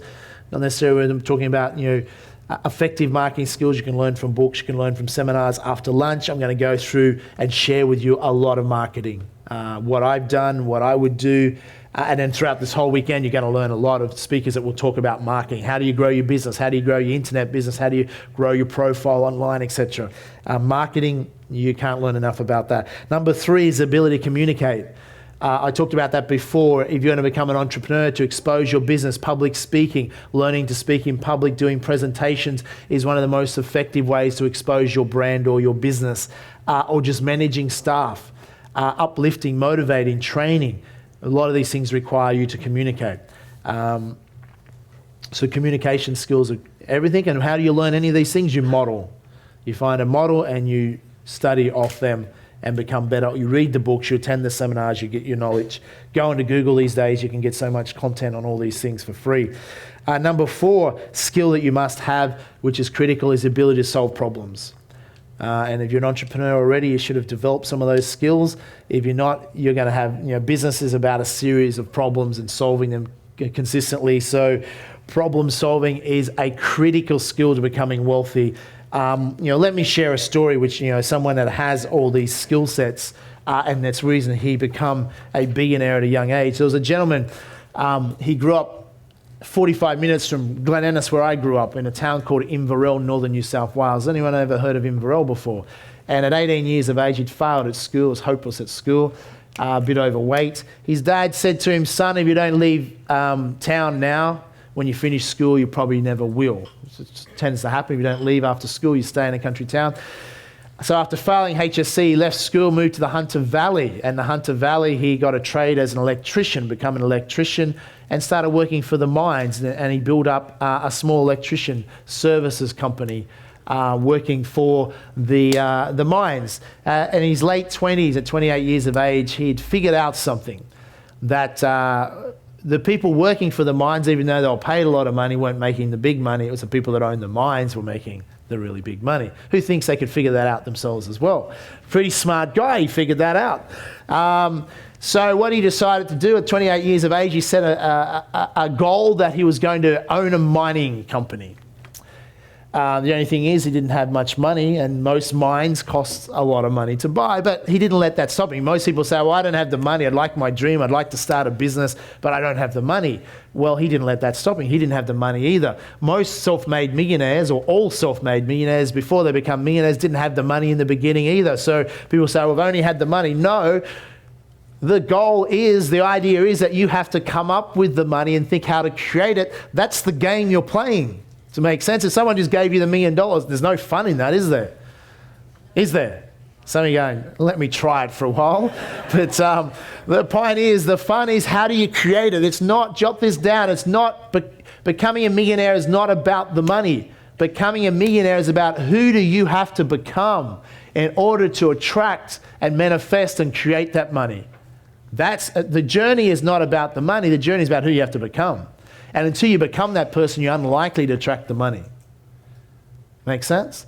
And another question you could add to that is, what value are you going to add to society? Society deserve that money. If you want $1 million, you're going to need to add at least $10 million worth of value to have that $1 million. You have to add more than what you expect. How many people want $1 million and they're like, well, what are you going to give? I haven't thought about that. I don't want to give anything. I just want the money. They're the same people that have that mentality, the bureaucrat mentality. Can't wait for it's Friday. I want my paycheck. I'm not going to give much. I'm going to give my bare minimum, but I want the money. They want but not giving. That is a poor mindset. That equals poverty. That's why people end up poor, often because of poor mindset. Okay, or nearly always a poor mindset. So it's all reversing that. You're going to have to give and give and give, but you need to know how to accept as well. A lot of people give a lot and don't accept, and we'll talk about that. So anyhow, he found a mine lease that was for sale in Queensland. The only challenge was they wanted $30 million and he didn't have $30 million, and they wouldn't even accept his tender because who is he? He's never invested before, he doesn't have financial backing, never owned a mine before. So he realized he needed a law firm to represent him to get some credibility. So he went to a law firm, or quite a few, and said, look, I don't have the money to pay you right now, but I'll pay you double if this deal comes off. Of course, most law firms told him to go jump, but he got a law firm to agree to that, and he was creative. You remember, he put a deal. He said, look, I'll pay you double your normal fees if you work for me, and I'll pay you when the deal comes off. Some people are willing, entrepreneurial guy. So they put the tender in. After a period of time, all the other tenders fell over, and he was the last one left with the tender. They said, here's the deal. We'll let you buy, because you're so persistent, we'll let you buy the mining lease for $30 million, but we want $1 million non-refundable deposit. And we want another $6.5 million in 6 months, and the $22.5 million balance in 24 months. He's got a deal. Now, $1 million non-refundable deposit. Would you have to be committed at this time, yes or no? Yeah. So he sold his house, sold his small electrician services business, borrowed money from his family and friends, scraped together $1 million. Now, he's obviously committed. But that's what it takes to be successful. He didn't have the $30 million, but he used vendor financing. Jot that down, vendor financing is a great way. If you can buy a $30 million mine, can you buy a $30 million business the same way? Yeah, possibly. Can you buy property the same way? Yes. It's called vendor finance. Okay, it's one way you can buy business. So anyhow, he didn't have all the money, come up with $1 million, but now he was totally committed. But not only that, so he gets the $1 million and he's not like, imagine the stress, because if this stuff's up, it doesn't come off, he's lost not only his house, his everything, and his family and friends' money. So he also realizes that he also needs to come up with $2.5 million to do drill testing. There's no point having a coal mine lease if you don't know there's any coal there. So he knocks on stockbroking houses in Sydney time and time again and says, look, I've got this idea. And they're like, pretty much, you're an idiot, go away. He eventually convinces a small stockbroking company to raise $2.5 million off their 60 clients. And he says, what I'll do, I'll give you 15% equity in my company. So he sells 15% equity in his company, which is just a shell company that's bought this lease. And that's another way to create wealth, by the way. He raises $2.5 million by giving away shares in a company he's recently started. Does it make sense? So he's created thin air via share certificates. He's issued those to potential investors and now got $2.5 million in cash. Is that making money out of thin air? Yes or no? I'm sharing this story not just to share the story, but to teach you some very valid things if you want to become a billionaire, by the way. But if you can model some of this is how do you create money out of thin air. Paper money is just, it's just a note. A receipt, an invoice is just a piece of paper created out of thin air. A license fee is just created out of thin air. In this case, he's issued a share certificate created out of thin air. He's creating money. So he takes $2.5 million. They do the drill testing. His gut instincts were right. He knew enough about coal mines because he'd been working for them to know that this place should have lots of coal. It now had the drill test. It was loaded with coal. he was then offered by a larger company called MacArthur Coal $177 million in cash and shares to buy his company out. Okay, which is that a great deal, yes or no? That's a great deal. $177 million. He turned $1 million he got together into now $177 million. But his partners that put in the $2.5 million wanted the cash. So he didn't have enough cash for all them, so he borrowed more money to pay them out in cash, and he pays them out, and he buys more of the stock that the company that's bought him out at $8 a share. The stock was in MacArthur Coal. MacArthur Coal, at the time, went from $8 to $20 a share.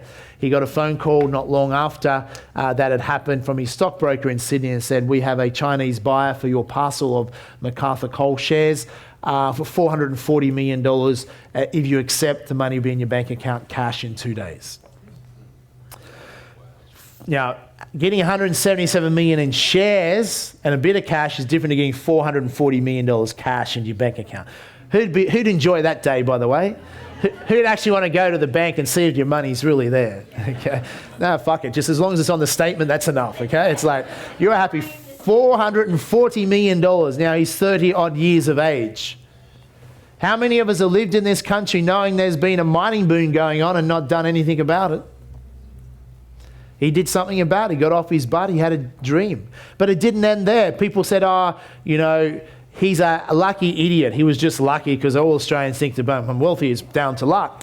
So he did it again. He outlaid about $15 or $30 million as a deposit. Didn't use much of his own money.